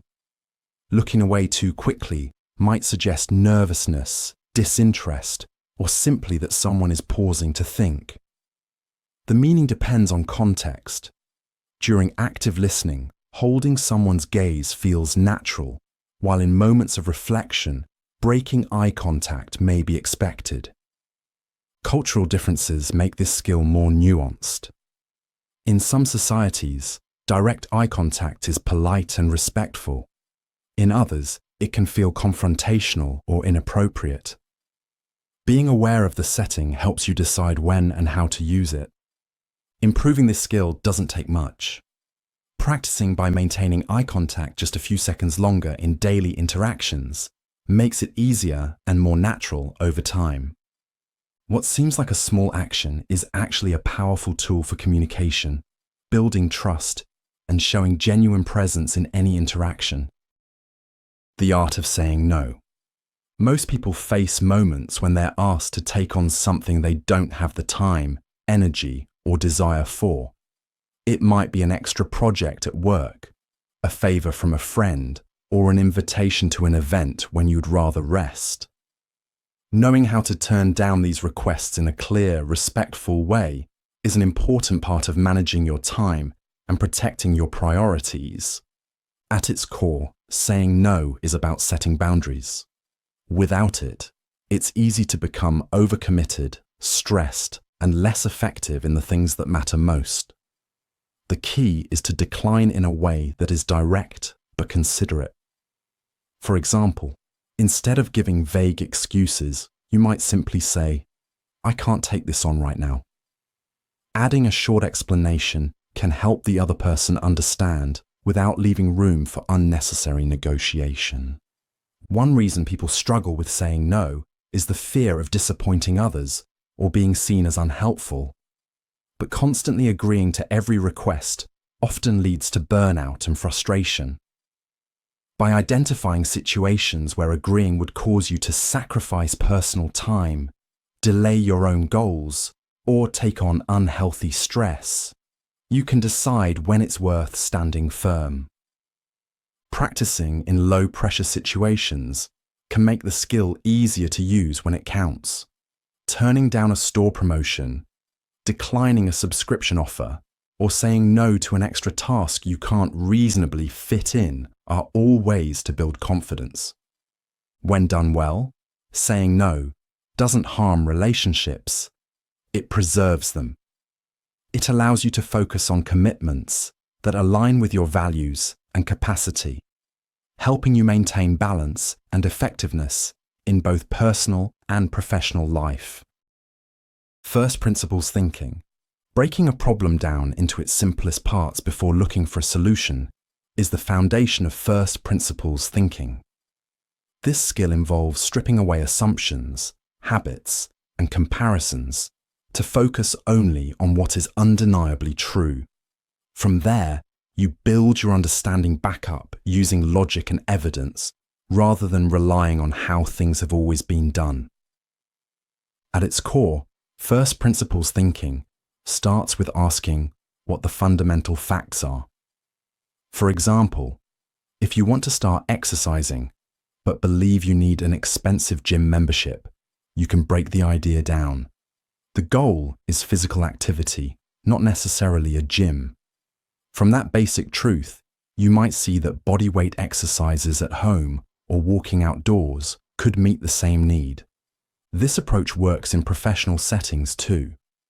If a team's process feels inefficient, instead of copying a competitor's method, you identify the actual requirements, the tasks that must be done, the resources available, and the outcome you want. Then you design the process from the ground up, removing unnecessary steps. First principles thinking can also help in personal decision-making. If you're considering a major purchase, instead of following the usual path of comparing similar products, you first define the essential purpose it needs to serve. This can lead to more cost-effective or creative solutions.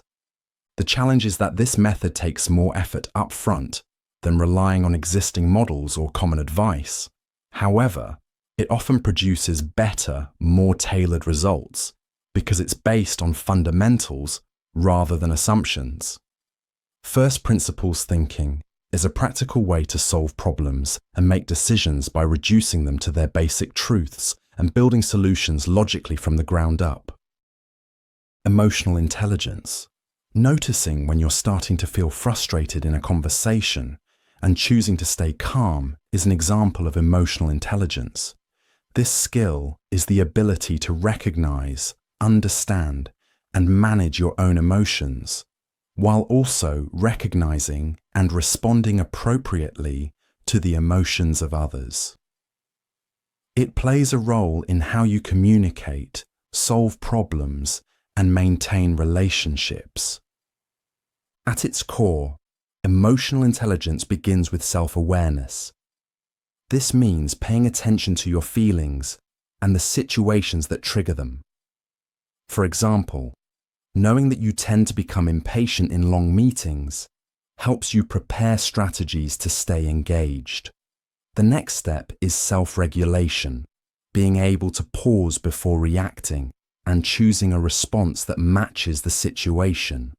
It also includes social awareness, which is noticing emotional cues in others. A coworker's short replies may signal stress, or a friend's upbeat tone may show excitement. Understanding these signals helps you respond in ways that strengthen the interaction. Finally, emotional intelligence involves relationship management. Using this awareness to communicate clearly, resolve conflicts, and build trust. In everyday life, this can be as simple as listening without interrupting when someone is upset, giving constructive feedback without sounding harsh, or calming yourself before responding to criticism. Over time, these small actions help reduce misunderstandings and create more productive exchanges. Developing emotional intelligence often involves practicing empathy, reflecting on past interactions, and being open to feedback about your communication style.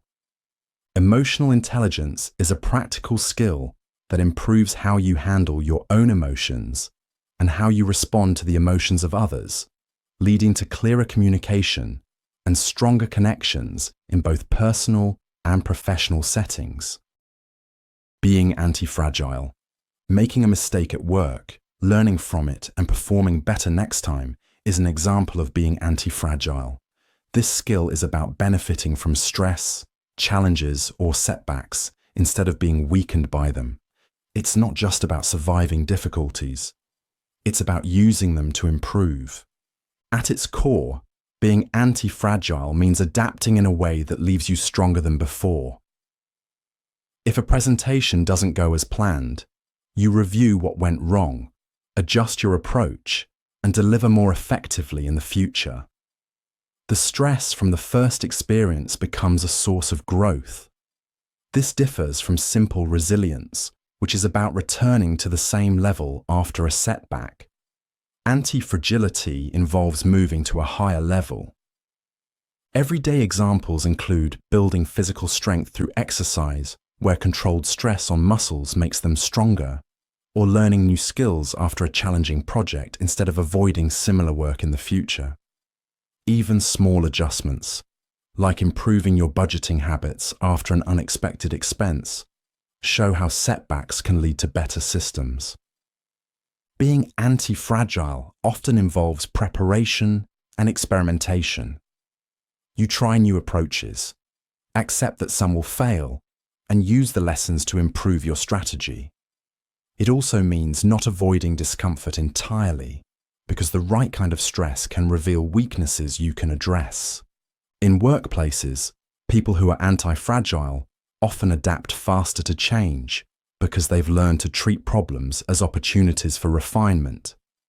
In personal life, it can mean developing stronger relationships after working through disagreements rather than avoiding conflict. Being anti-fragile is a skill that turns pressure, mistakes, and uncertainty into tools for long-term improvement, helping you grow stronger each time you face challenges. Taming your inner critic.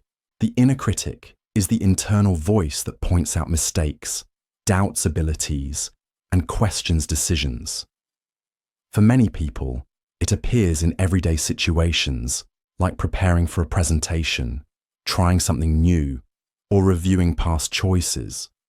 While it can sometimes push you to prepare better, an overactive inner critic can lead to hesitation, stress, and missed opportunities. At its core, the inner critic is a mental habit formed from past experiences, feedback, and personal expectations.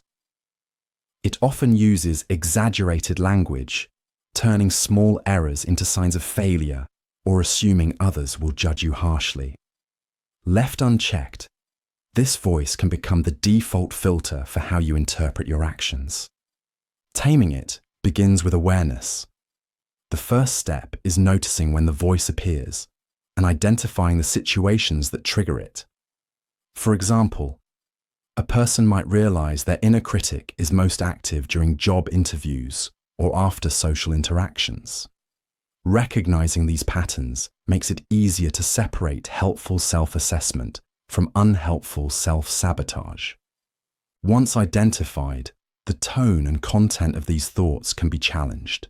This can mean replacing blanket statements like, "I always mess up," with specific, balanced ones such as, "That part could have been better, but the rest went well." Another practical approach is to view mistakes as information for improvement rather than proof of inadequacy. External perspective also helps. Talking to a friend, mentor, or colleague can counter distorted self-judgments with more realistic feedback. Over time, practicing self-compassion, treating yourself as you would a capable friend, can shift the default tone of your self-talk. By consistently addressing and reframing the inner critic's messages, you create space for more constructive thoughts, allowing you to approach challenges with clarity and confidence, rather than constant self-doubt. Overcoming imposter syndrome. Imposter syndrome is the persistent feeling that you are less capable than others think, despite evidence of your skills or accomplishments. It can happen in workplaces, classrooms, or any setting where expectations are high, and it often leads people to doubt themselves, even when they are performing well. At its core, imposter syndrome is not about a lack of ability, but about a mismatch between how you see yourself and how others see you. Someone who gets a promotion might believe it was due to luck rather than competence. A student who receives top grades may still feel they do not truly understand the material. These thoughts create unnecessary stress and can prevent people from taking on new opportunities. Overcoming it begins with recognizing the signs. Common patterns include discounting praise, comparing yourself harshly to others, or assuming mistakes will reveal you as a fraud. Once identified, these thoughts can be challenged by focusing on facts rather than feelings. For example, reviewing completed projects, positive feedback, or past problem-solving successes provides concrete evidence of ability. Another practical step is to talk openly about these feelings with trusted peers or mentors. Many people experience imposter syndrome, and hearing similar experiences from others can normalize the challenge and reduce its intensity. Setting realistic expectations for yourself also matters. Perfection is rarely necessary for success, and mistakes are part of growth. Small changes in behavior can reinforce a healthier mindset. Accepting compliments without deflection, documenting your achievements, and tracking progress over time help build a more accurate self-assessment. By consistently addressing the gap between perception and reality, imposter syndrome can be reduced, allowing you to focus energy on learning, improving, and contributing rather than on questioning whether you belong. Comfort zone expansion. Doing something you're not used to, even in a small way, is the start of comfort zone expansion.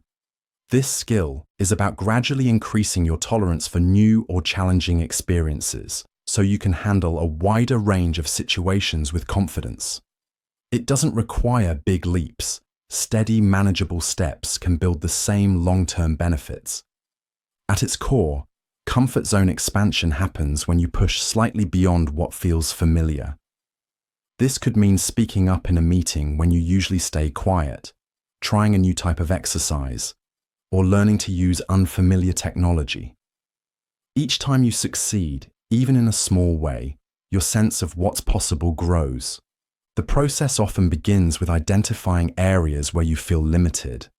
For example, if public speaking makes you uncomfortable, you might start by contributing one comment in a small group before working up to presenting to a larger audience.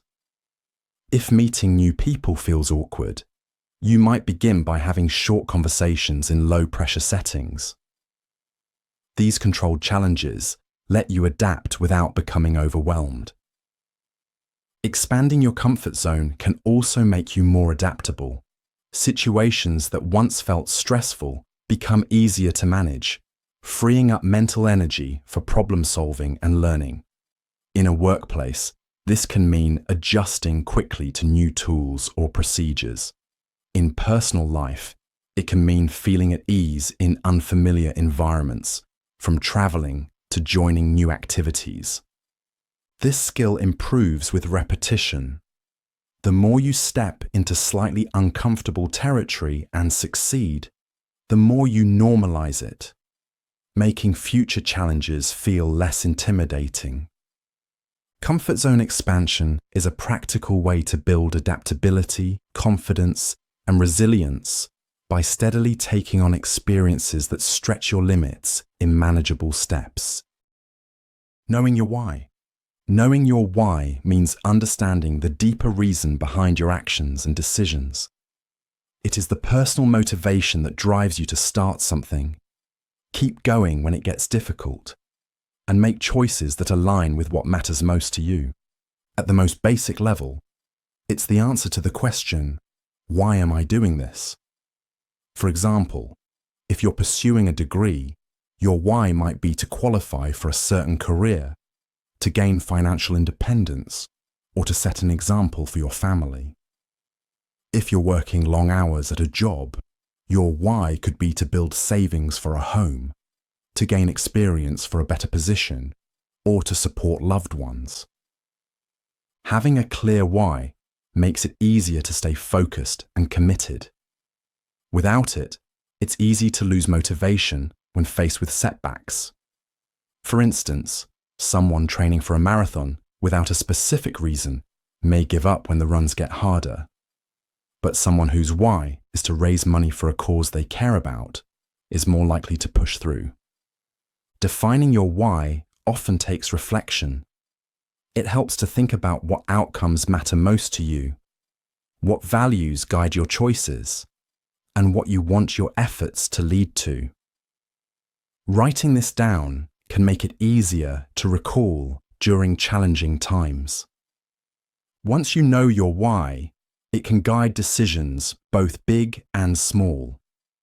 It helps you say yes to things that move you closer to your goals and no to things that pull you away from them. Knowing your why is a practical skill because it creates direction, filters distractions, and makes your actions more intentional in both personal and professional life. Every bullshit advice debunked. Follow your heart. Sometimes we're drawn to something without fully understanding why. A job, a relationship, a decision. It just feels right.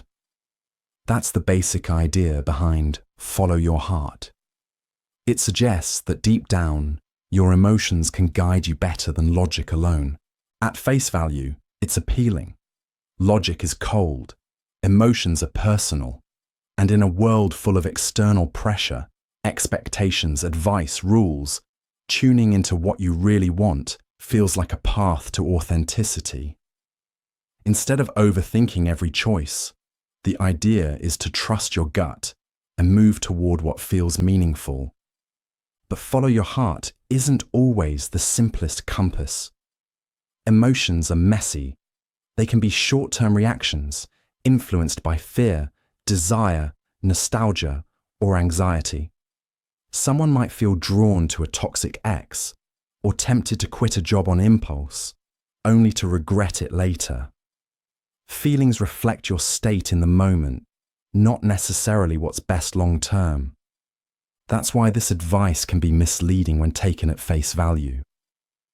A more practical approach might be, listen to your emotions, but filter them through reflection. For instance, wanting to move to a new city might come from restlessness, or it might point to a real need for change.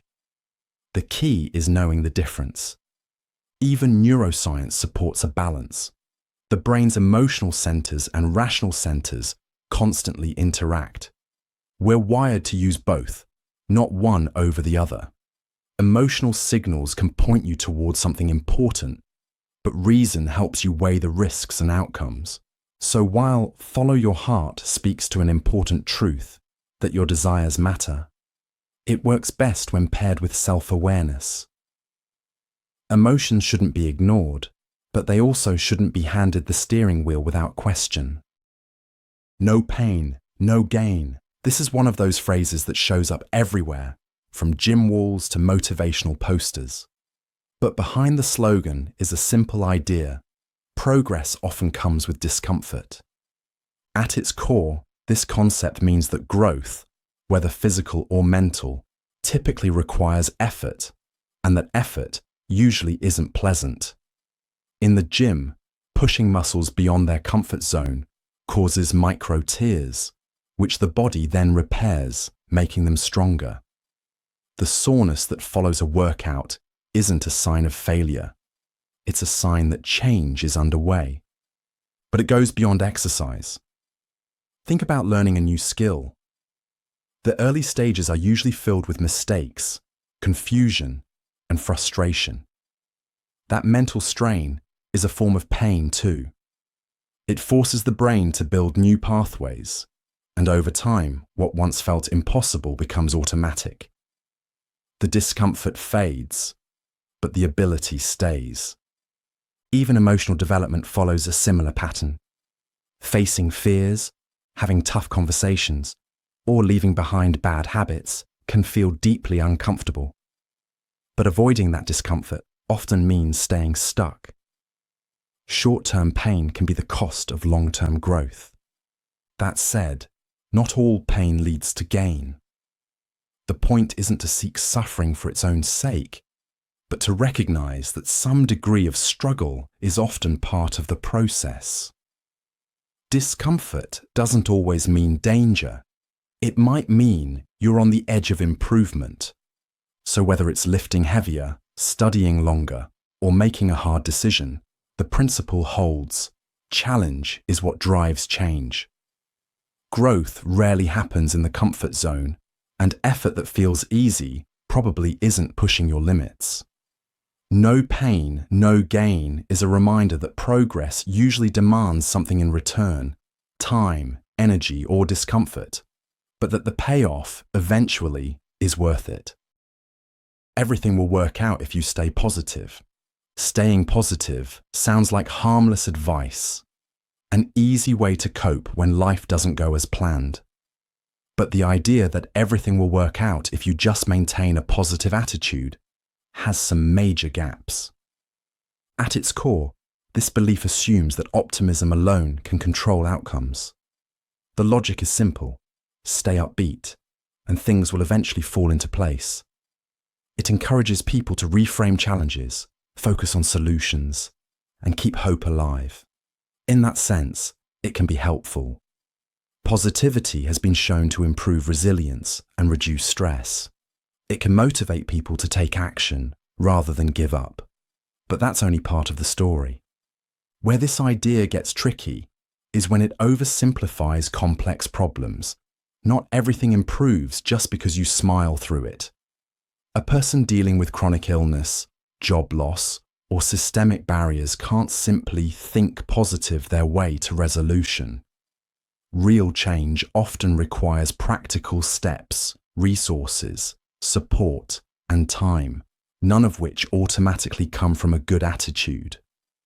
This mindset can also unintentionally place blame on the individual. If things don't work out, was it because they weren't positive enough? That kind of thinking shifts focus away from real obstacles and towards self-blame. It also discourages people from expressing frustration or grief, emotions that are valid and necessary for growth. Positivity, in a balanced form, can absolutely help people cope. It supports perseverance, reframes setbacks, and keeps motivation alive. But the belief that everything will resolve if you just stay cheerful glosses over the complexity of real-life struggles. Optimism is a useful tool, not a guarantee. Knowing when to use it and when to get practical or seek help makes the difference between blind hope and grounded action. The customer is always right. A customer walks into a store, complains loudly, demands a refund, and quotes the line, "The customer is always right." It's a phrase that's been used for decades, a way to remind businesses to prioritize the people they serve. But behind the slogan is a more complicated reality. The idea began as a business strategy in the early 1900s. Retail pioneers used it to shift the focus away from rigid policies and toward customer satisfaction. The message was simple: treat customers with respect, listen to their concerns, and make them feel valued. It was a reaction against an earlier era where buyers had little recourse when things went wrong. But over time, the phrase was taken too literally. "The customer is always right" began to imply that no matter how rude, unreasonable, or even dishonest someone is, they should get what they want. And that's where the problems start. In practice, not every customer is right. Some abuse policies, mistreat staff, or expect unrealistic service. When companies bend over backward to please everyone, it often comes at a cost, usually to employees. Studies show that when businesses prioritize customer satisfaction at all costs, it can lead to burnout, high turnover, and toxic work environments. There's also a balance to maintain. Businesses succeed when they listen to feedback and fix real issues, but they also need clear boundaries. A customer who constantly returns used items, harasses staff, or expects exceptions isn't helping the company grow. They're exploiting it. The original spirit of the phrase wasn't about blind obedience. It was about trust, assuming most people are honest, and building loyalty by treating them well. But respect goes both ways. And running a healthy business means supporting the people who serve, not just the ones being served. Love conquers all. When life gets difficult, people often turn to the idea that love can solve anything. Love conquers all is one of those sweeping phrases that sounds comforting, but what does it actually mean? At face value, it suggests that love is powerful enough to overcome any obstacle. That if people care about each other deeply enough, things like distance, hardship, disagreement, or even failure don't stand a chance. The logic here is simple. Emotional connection creates resilience. Two people navigating a crisis might endure it better if they feel supported. A family facing financial strain might pull together, not fall apart, if there's a strong bond at the center. The idea applies across types of relationships: romantic, platonic, familial. It's not just about passion or romance. It's about loyalty, understanding, and shared effort. In that sense, love conquers all isn't saying that love magically removes problems. It's saying that love changes how people respond to them. But there's a practical side to consider. Love doesn't erase consequences or fix bad decisions. A toxic dynamic doesn't become healthy just because love is involved. There are limits. Mutual respect, communication, and accountability matter. Without those, love can't carry the weight alone. Still, love does often motivate people to try harder, forgive more easily, and show up even when it's inconvenient. A parent working 2 jobs might keep going because they love their child. A friend might drive through the night just to be there during a tough moment. These aren't grand gestures. They're quiet signs that love can push people past their usual limits. So while love might not literally conquer every obstacle, it often shifts the odds. It becomes the reason people persist, compromise, or rebuild. That's where its real strength lies, not in removing struggle, but in reshaping how people face it. You can be anything you want to be. A child hears it in classrooms, on TV, even printed on pencil cases. You can be anything you want to be. It's meant to inspire, to encourage ambition, confidence, and a sense of limitless possibility. But as people grow up, the cracks in that message start to show. The idea behind it is rooted in motivation. If you tell someone they can achieve anything, they might try harder, aim higher, or persist through failure. In that sense, it's about giving permission to dream, especially important for kids who feel boxed in by circumstance, stereotypes, or doubt. But in reality, not every dream is equally reachable. Talent, opportunity, resources, timing, all play a role. Someone might want to be a professional athlete, but lack the physical traits or early training needed. Another might dream of being an astronaut without access to the right education or support. Saying you can be anything oversimplifies the real-world limits that people face. It also creates pressure. If success is simply a matter of wanting it enough, then failure starts to look like a personal flaw.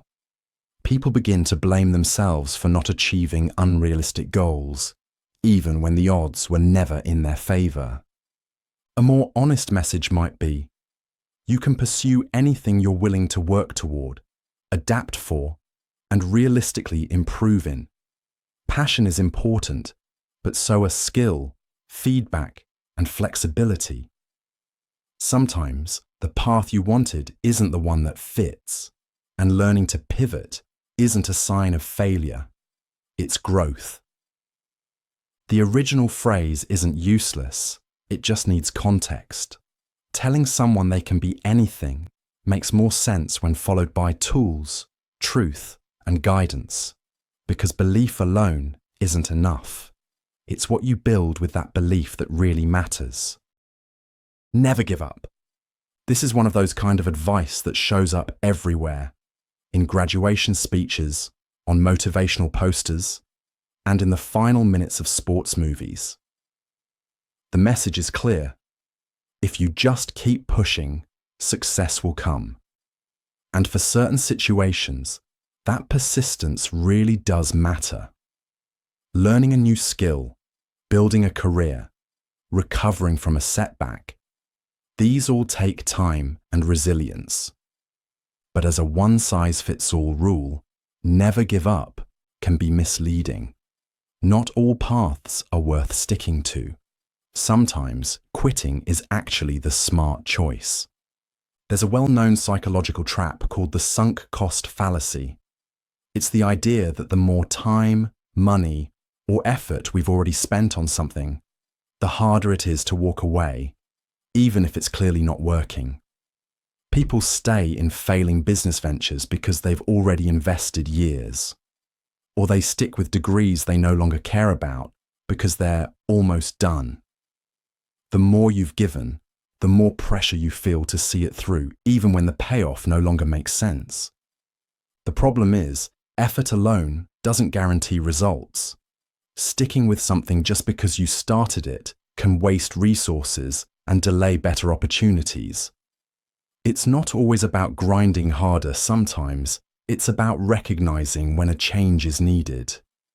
There's a difference between giving up too soon and knowing when to redirect your energy. Smart quitting isn't laziness. It's a form of strategy. It means recognizing dead ends, cutting losses, and making room for something that might work better. Never give up sounds inspiring, but real progress depends on more than determination. It depends on perspective, the ability to tell the difference between a challenge worth pushing through and a path worth leaving behind. Be yourself. Everyone has heard the advice, be yourself. It's often the first thing people say when you're facing something stressful, like a job interview, a first date, or a big presentation. It sounds simple and reassuring. Just show up as who you truly are, and things will fall into place. But when you think about it, this advice can feel more confusing than comforting. How do you be yourself when you naturally act differently around different people? How do you stay true to who you are when you're constantly growing and changing? Most of us adjust our behavior depending on the situation. You're not the same at work as you are with close friends.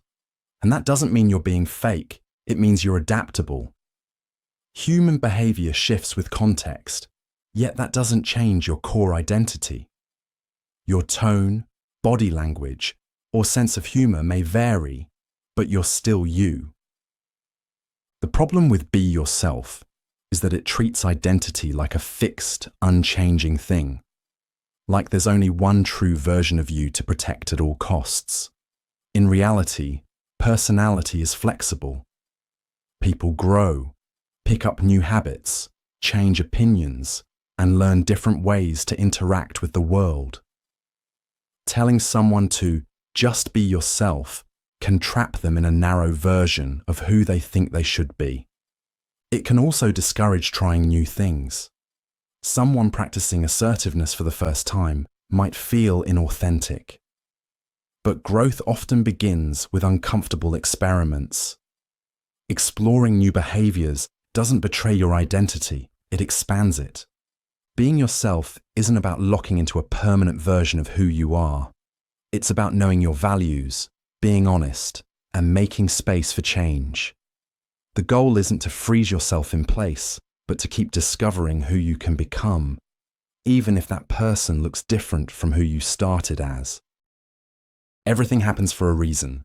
A car swerves, a job offer falls through, someone you trust walks away. In the moment, it feels senseless, like life is just tossing events at random. But soon after, people start telling stories. Maybe it was fate. Maybe it was the universe closing one door so another could open. We crave patterns, explanations, some thread to tie it all together. This is where a popular idea quietly steps in. The belief that every event, no matter how painful, has a deeper purpose. It doesn't ask for proof. It just soothes. And for many, that comfort is enough. But here's the catch. Not every event carries a hidden message. A child gets sick. A business collapses. A natural disaster strikes. Sometimes, bad things happen without any larger narrative. The human brain, however, doesn't like gaps. When randomness enters our lives, we instinctively reach for meaning. Psychologists call this pattern-seeking behavior, and it's deeply rooted in how we cope. There's a difference between making meaning and assuming meaning was already there. You can choose to grow after something awful. You can learn, adapt, recover. But that's not the same as saying it was meant to be. One is an active response. The other is a passive assumption. The danger lies in that passivity. Believing everything happens for a reason can lead to inaction, staying in toxic relationships, delaying decisions, or waiting for life to sort itself out. It can also cause people to rationalize injustice or blame victims, trying to fit every tragedy into a tidy moral arc. Not everything is part of a grand plan, but that doesn't mean you're powerless. Meaning isn't always found. Sometimes it's built, deliberately, in the aftermath.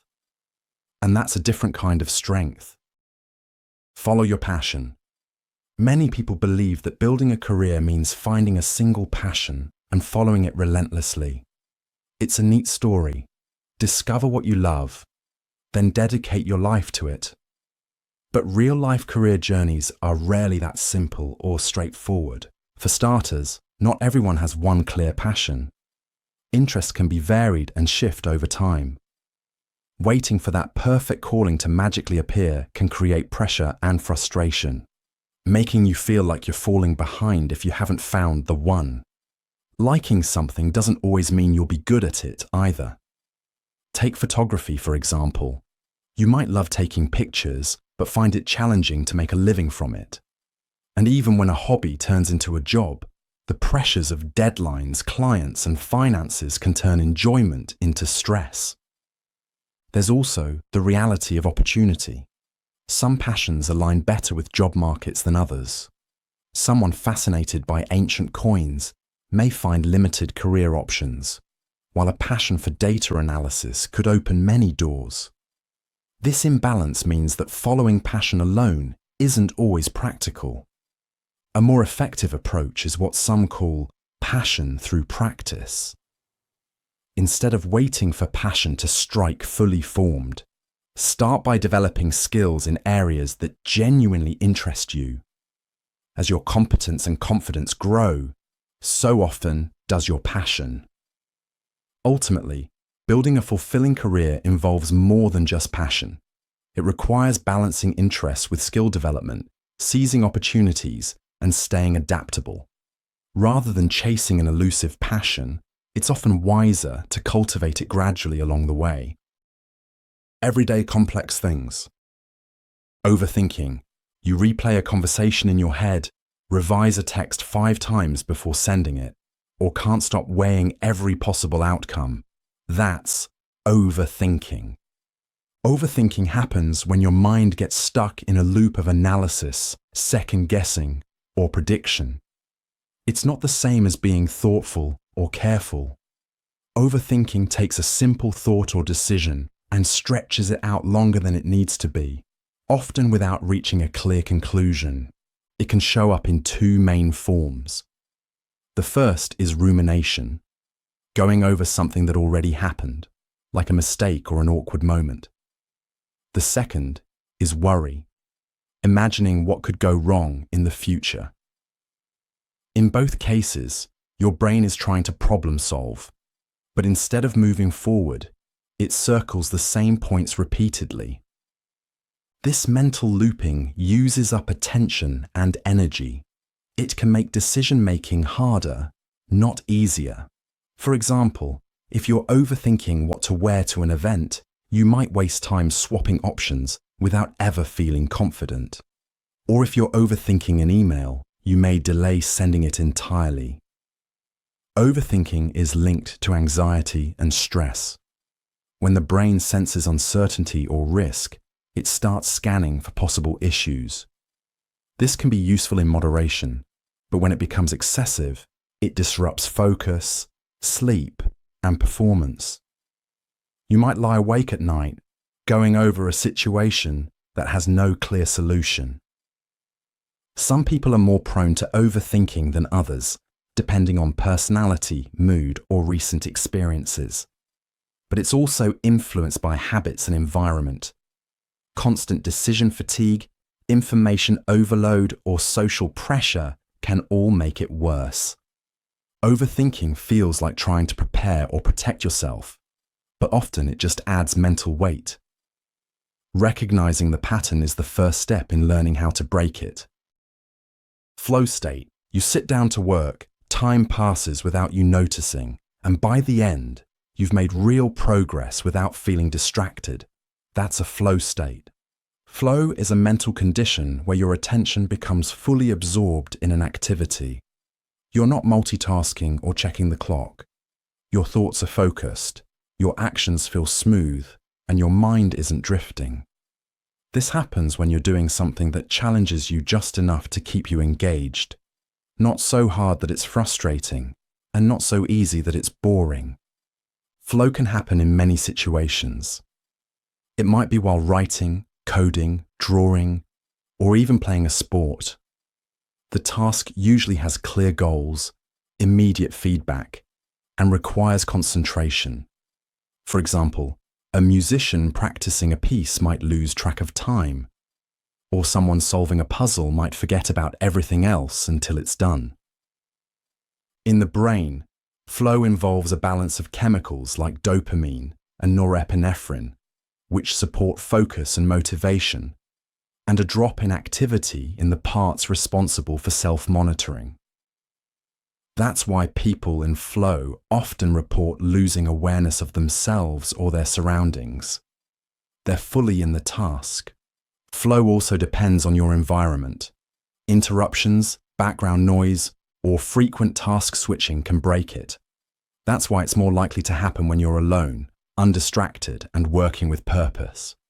Some people even design their routines around maximizing flow by setting up quiet blocks of time or removing distractions. Flow is useful because it improves focus, efficiency, and satisfaction. People tend to perform better and feel more invested in what they're doing.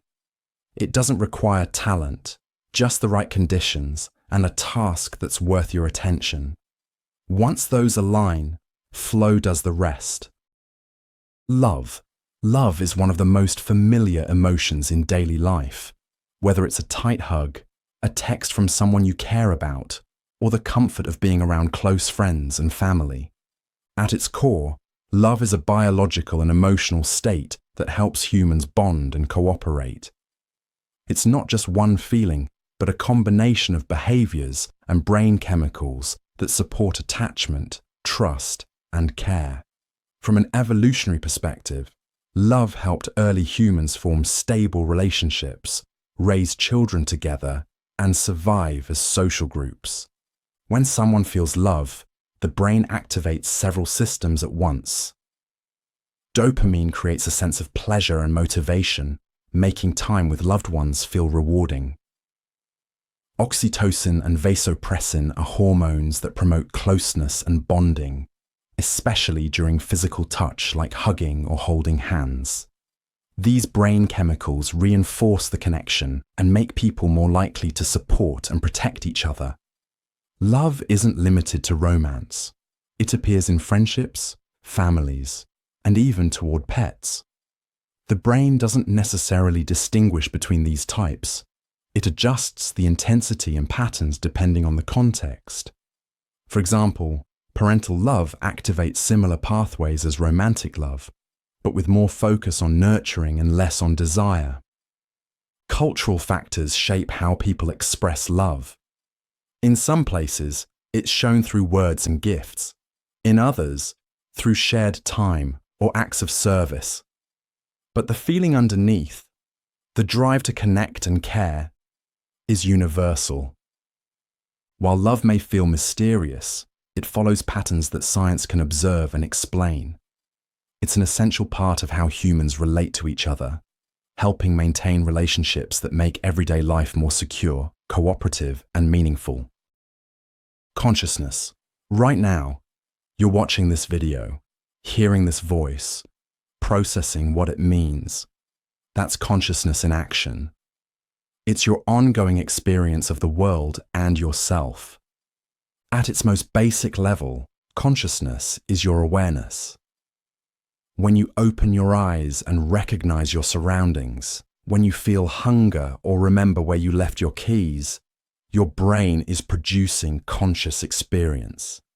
It combines what you sense with what you know and creates a moment-by-moment stream of awareness. That stream isn't all or nothing. There are levels to it. You can be fully alert, groggy, focused, distracted, or even asleep and dreaming. Each of those states reflects a different pattern of brain activity. For example, during deep sleep, your brain slows down and disconnects from sensory input. During dreams, it becomes internally active, generating vivid scenes and emotions without any outside trigger. When you're awake, consciousness links everything. Your senses, your thoughts, your memories, your decisions. It also has limits. You're only aware of a small part of what your brain is doing.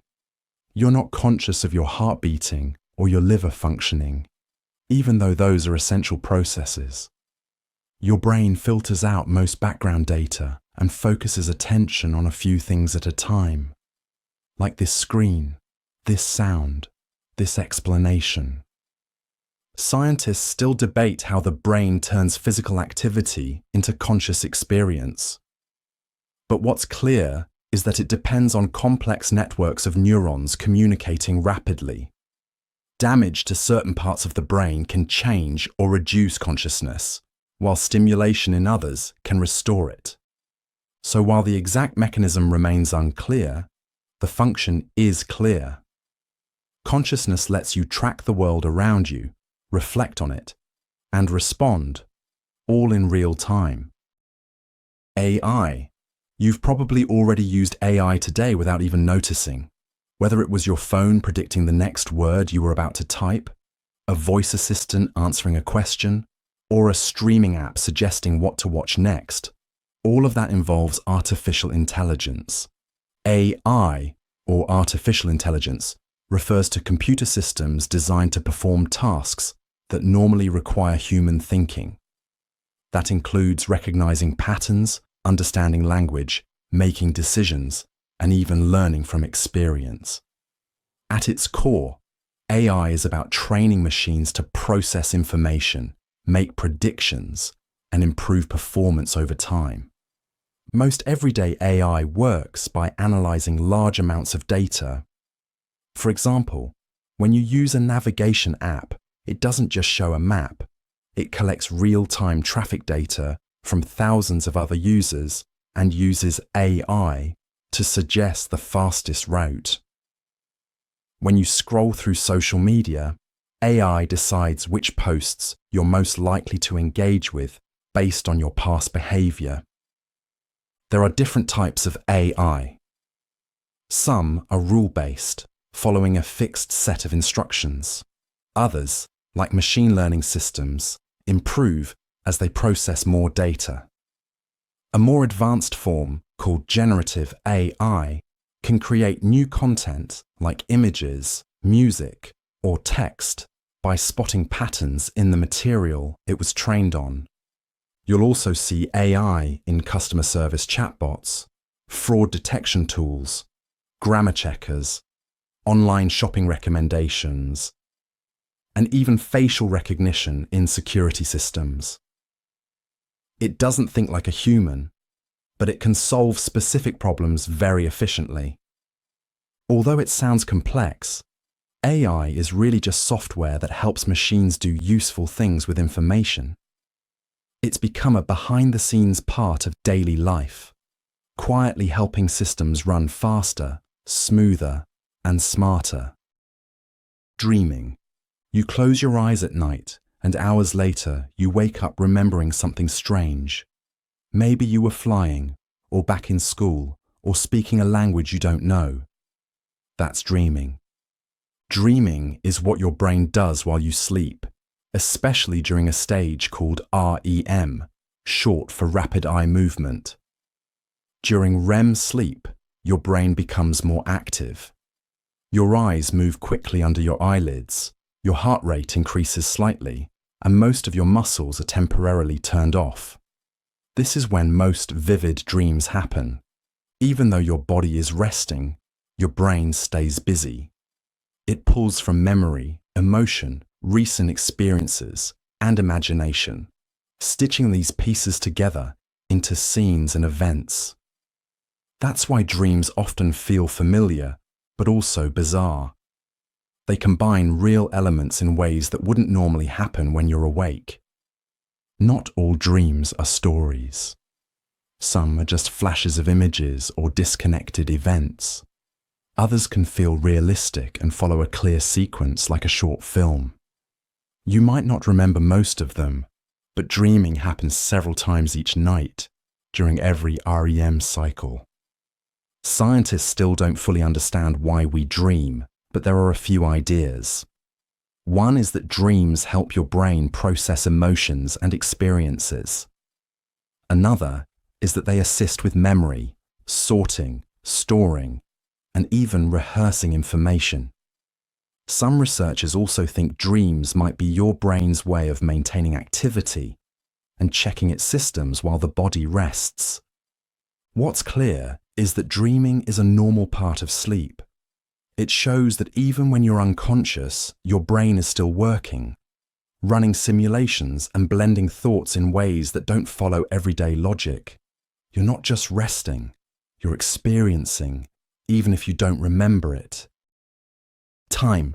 You check the clock before heading out, set alarms, and make appointments. That's time organizing your day. Time is simply the way we measure change. When something moves, grows, or happens, we recognize it over time. It gives structure to events so we can place them in order. What came before, what's happening now, and what's coming next. The most basic way we track time is with regular, repeating patterns. A day is one full rotation of Earth. A year is one full trip around the sun. These natural cycles became the foundation for calendars and clocks. When you glance at your watch or phone, you're looking at a system humans built to divide these cycles into smaller, manageable parts. Hours, minutes, and seconds. We also experience time in a personal way. Waiting 5 minutes in traffic can feel much longer than 5 minutes scrolling on your phone. That's because how we feel time passing doesn't always match the clock. Our attention, emotions, and activity level can all influence how we perceive it. In daily life, we rely on time to stay coordinated. Buses run on schedules, classes start at set hours. Even cooking dinner depends on timers.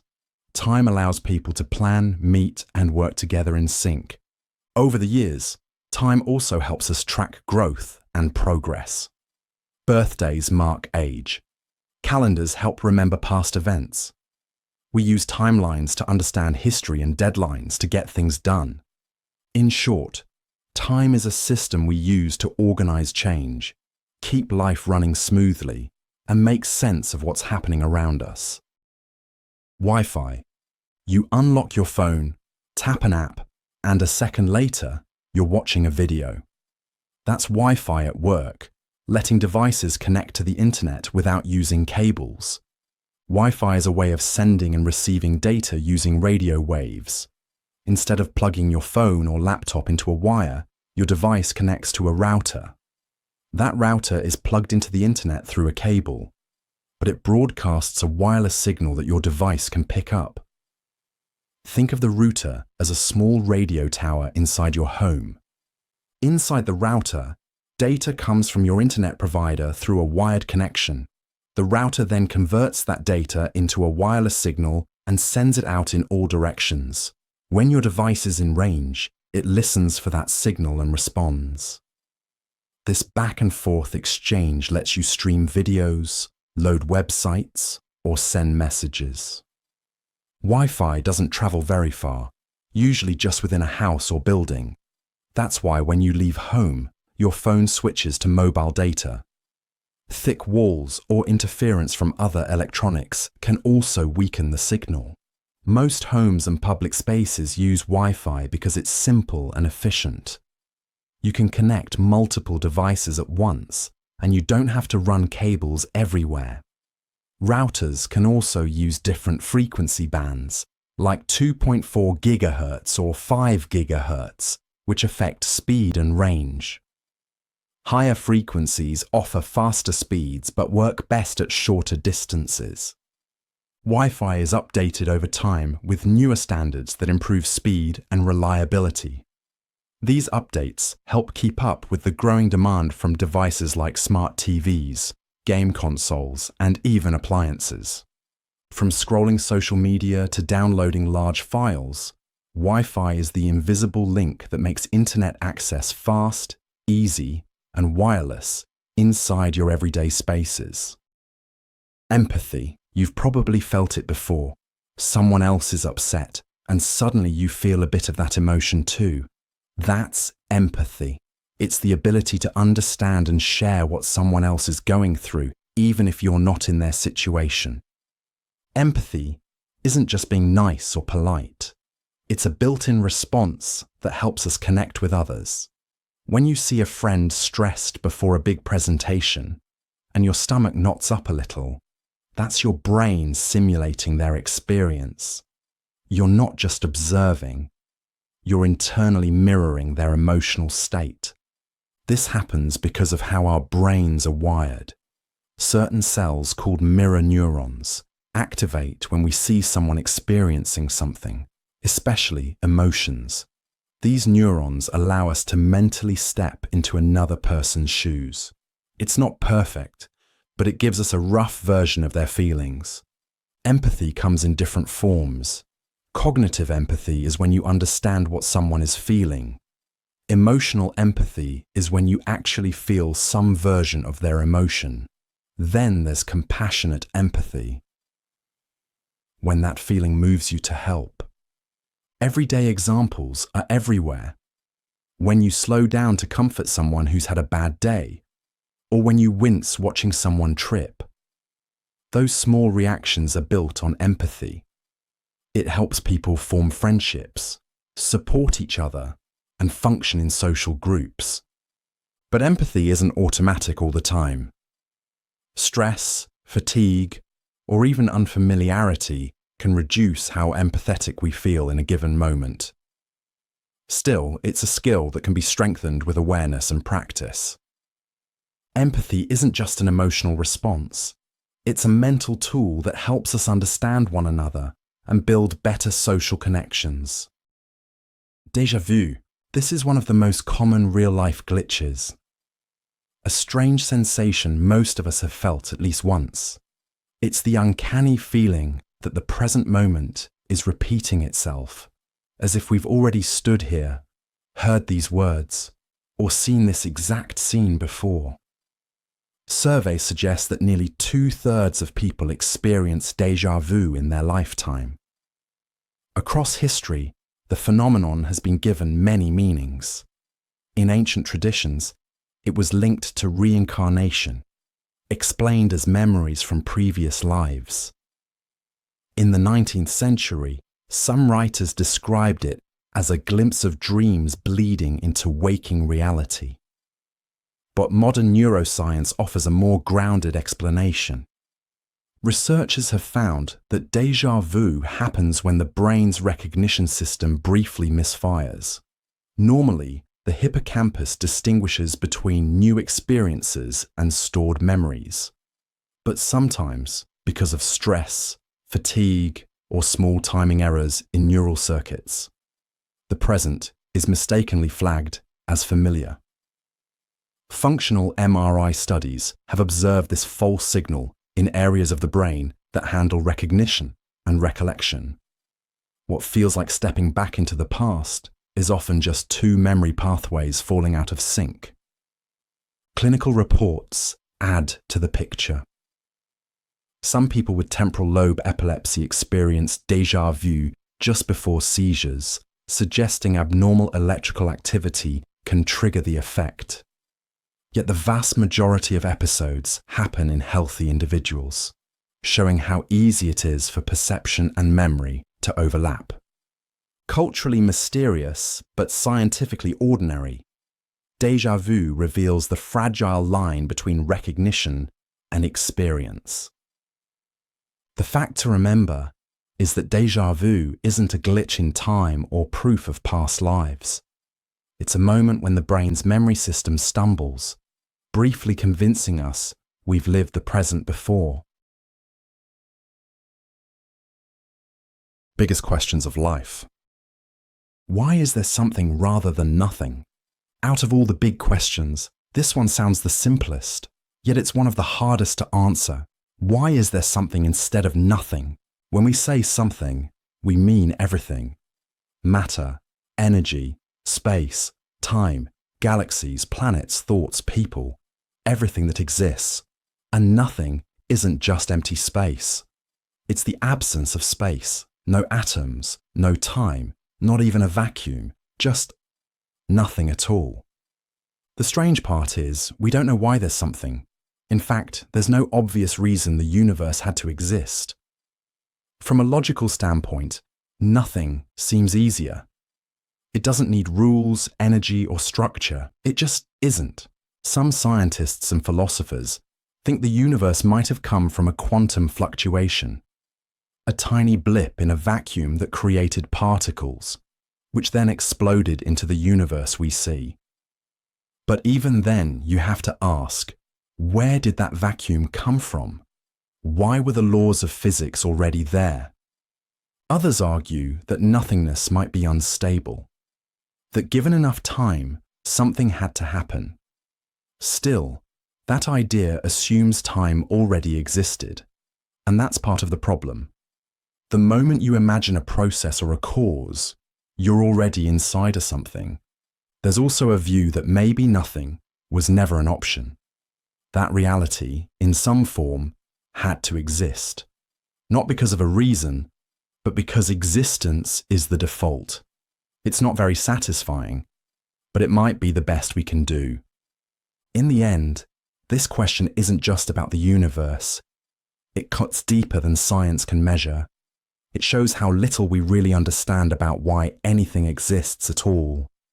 Even the tools we use to ask the question, logic, language, thought, are part of the something we're trying to explain.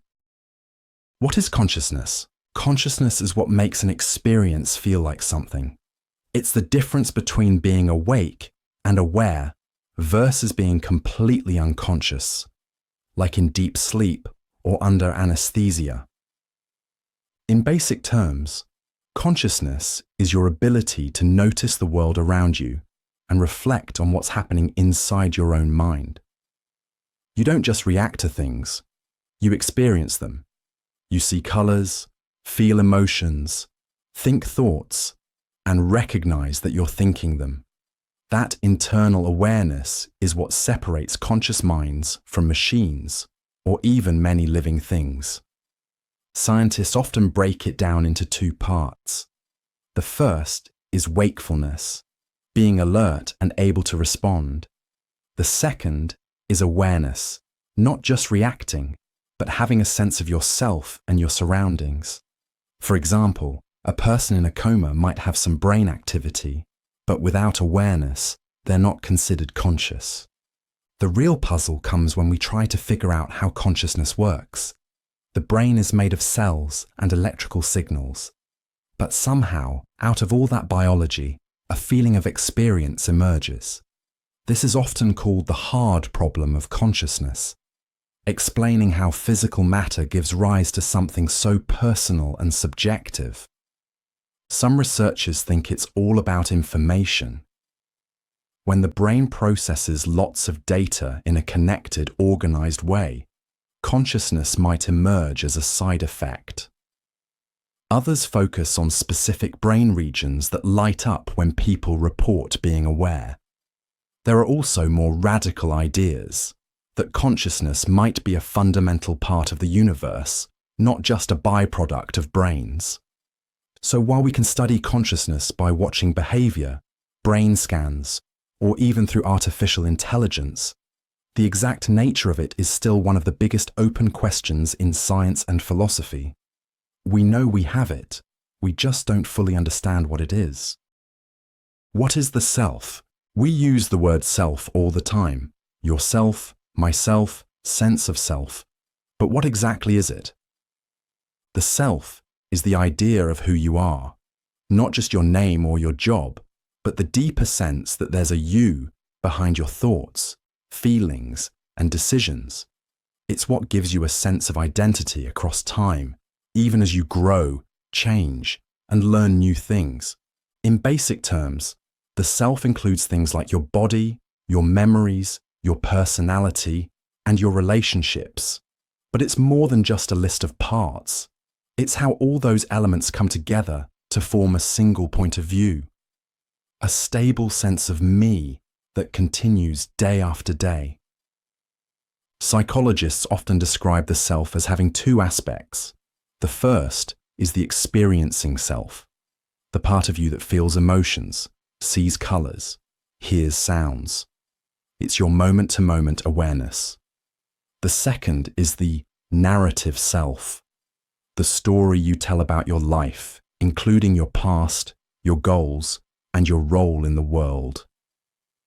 Neuroscience shows that this sense of self depends on a network of brain functions, especially areas linked to memory, attention, and body awareness. Damage to these regions can disrupt a person's sense of who they are. suggesting that the self isn't a single thing, but a collection of processes working together. Philosophers have pointed out that there may not be a fixed self at all, just a constantly shifting pattern of thoughts and sensations. From this view, the self is more like a stream than a solid object, always moving but still recognizable. So while we talk about the self like it's a stable, single thing, it's actually built from layers of biology, memory, and experience, all working together to create the feeling of being someone. What is the meaning of life? People have asked it for thousands of years. What's the meaning of life? It sounds like one big question, but it actually breaks into a few different ones. First, is there an objective meaning, something built into the universe itself? Or is meaning something we create for ourselves? In religion, the meaning of life is often tied to a higher purpose.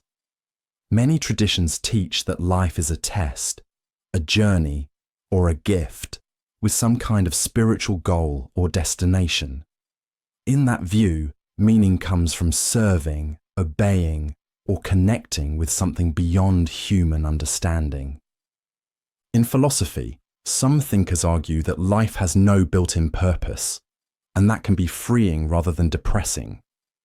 If there's no external meaning handed to us, then we're free to create our own.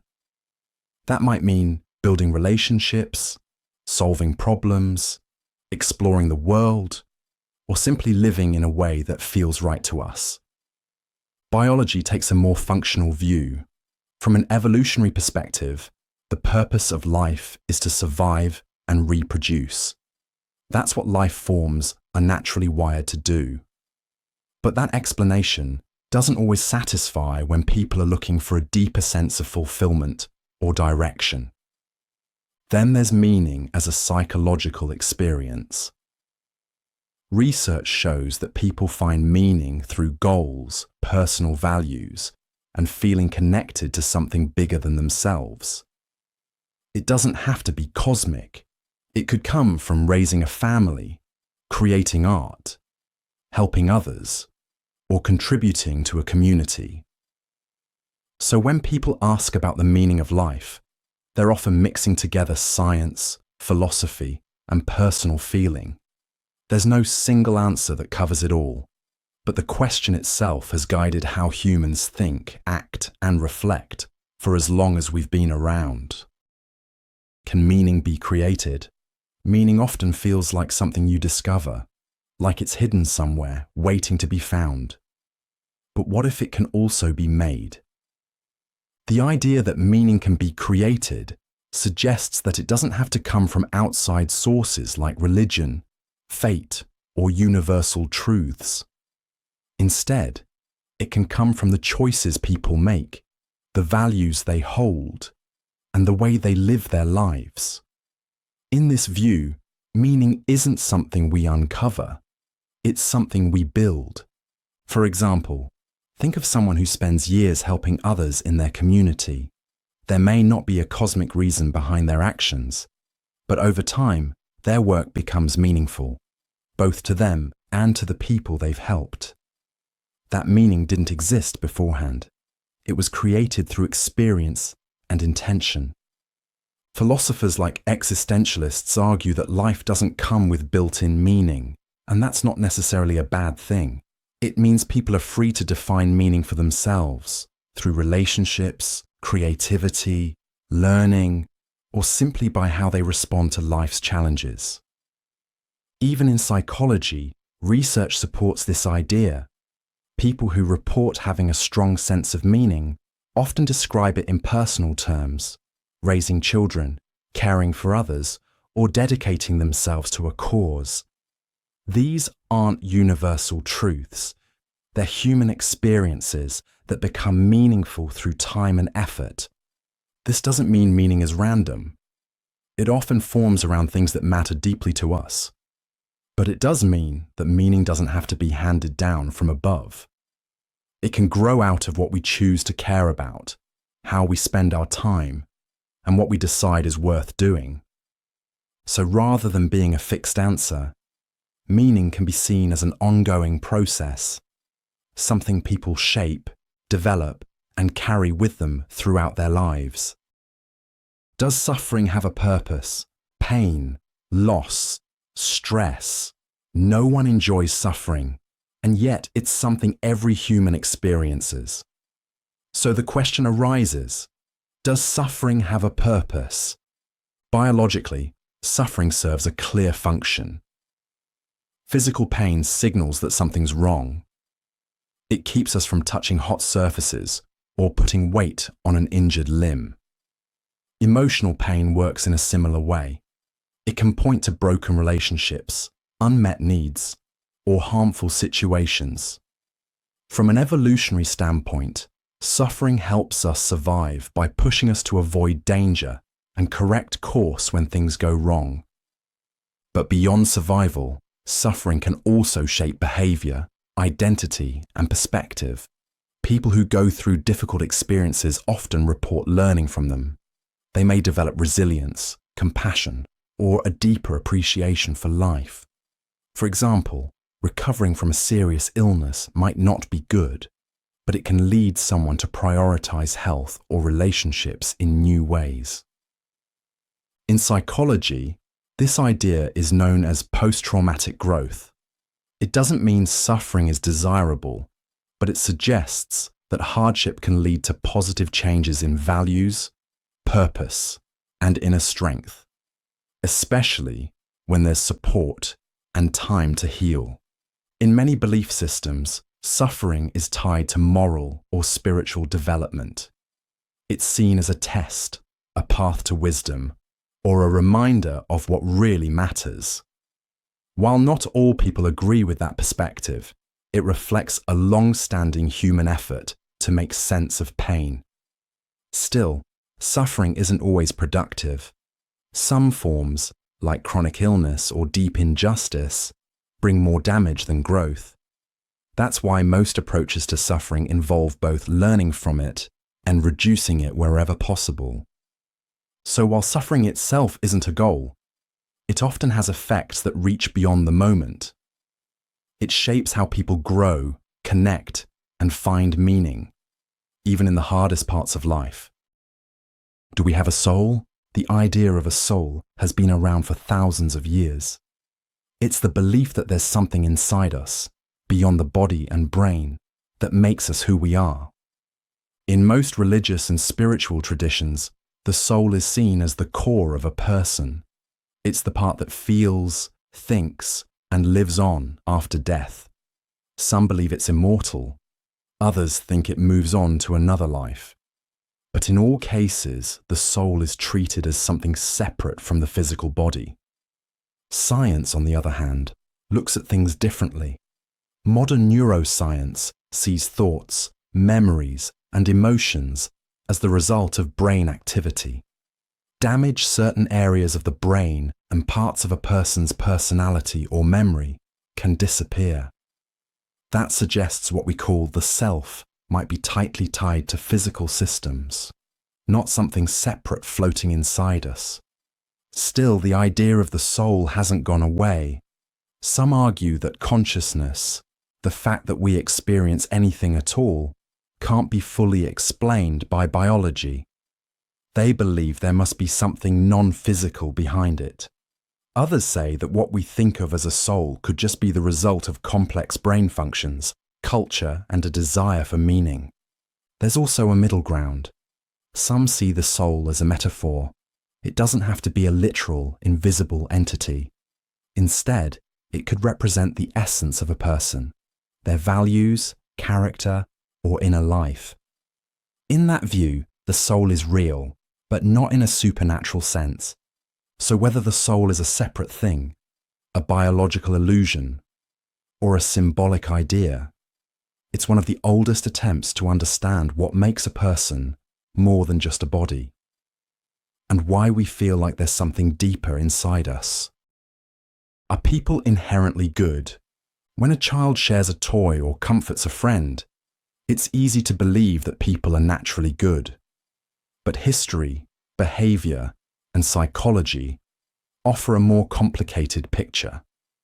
The idea that people are inherently good suggests that kindness, fairness, and empathy are built into us from birth. There's evidence to support this. Studies on infants show that even very young children show signs of compassion and can distinguish helpful behavior from harmful. Evolutionary biology also supports the idea that cooperation gave early humans a survival advantage. Helping others made groups stronger. But being good doesn't mean being perfect. Humans also have instincts for self-preservation, competition, and fear of outsiders. These traits aren't evil, they're protective, but they can lead to conflict, selfishness, or cruelty, especially when people feel threatened or powerless. Whether someone acts in good or bad ways often depends on environment, upbringing, and context. A person raised in a caring, secure setting is more likely to trust others and show empathy. But under stress, in danger, or influenced by group pressure, even well-meaning people can behave in harmful ways. Philosophers and psychologists have long debated the question. Some argue that people are born good and learn bad behavior from society. Others believe the opposite, that rules, education, and culture are what guide people away from harmful instincts. In reality, human nature seems to be a mix.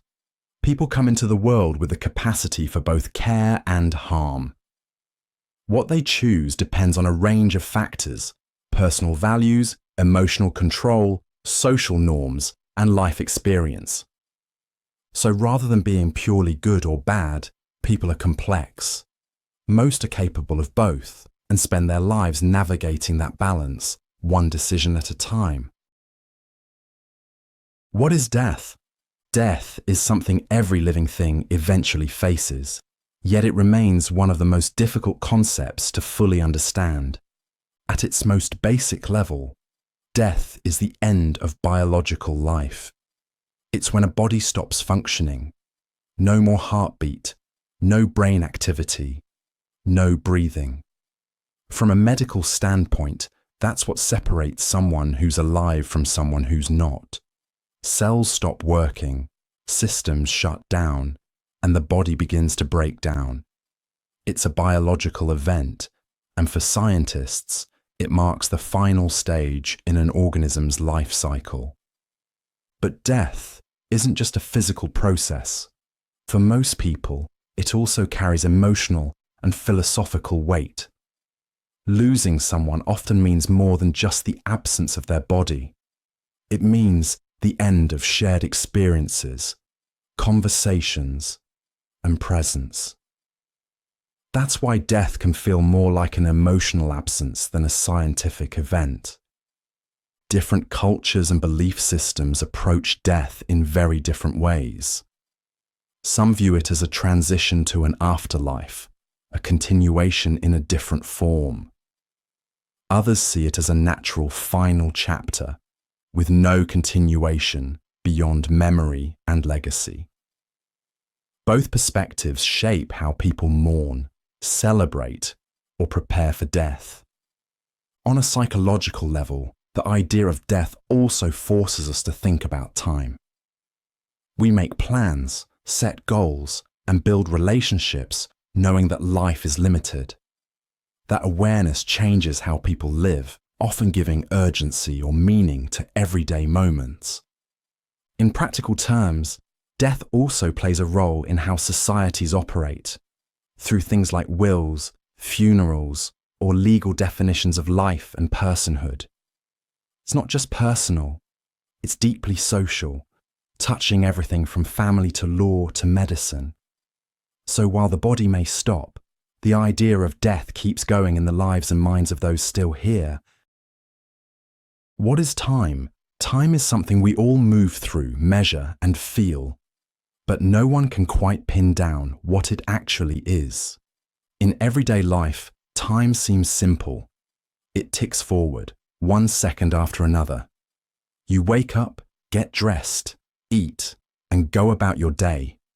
Clocks and calendars help keep track, but they don't explain what time is. They just measure how we experience change. At its core, time is a way of organizing events. It separates what's happening now from what already happened and what's still to come. Without time, everything would just happen at once, or not at all. But time isn't just a human invention. It's built into how the universe works.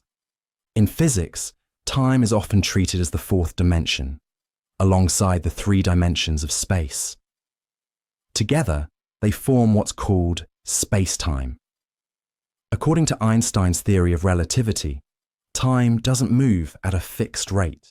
It actually stretches and compresses depending on things like speed and gravity. For example, time passes slightly faster for someone on a mountain than for someone at sea level.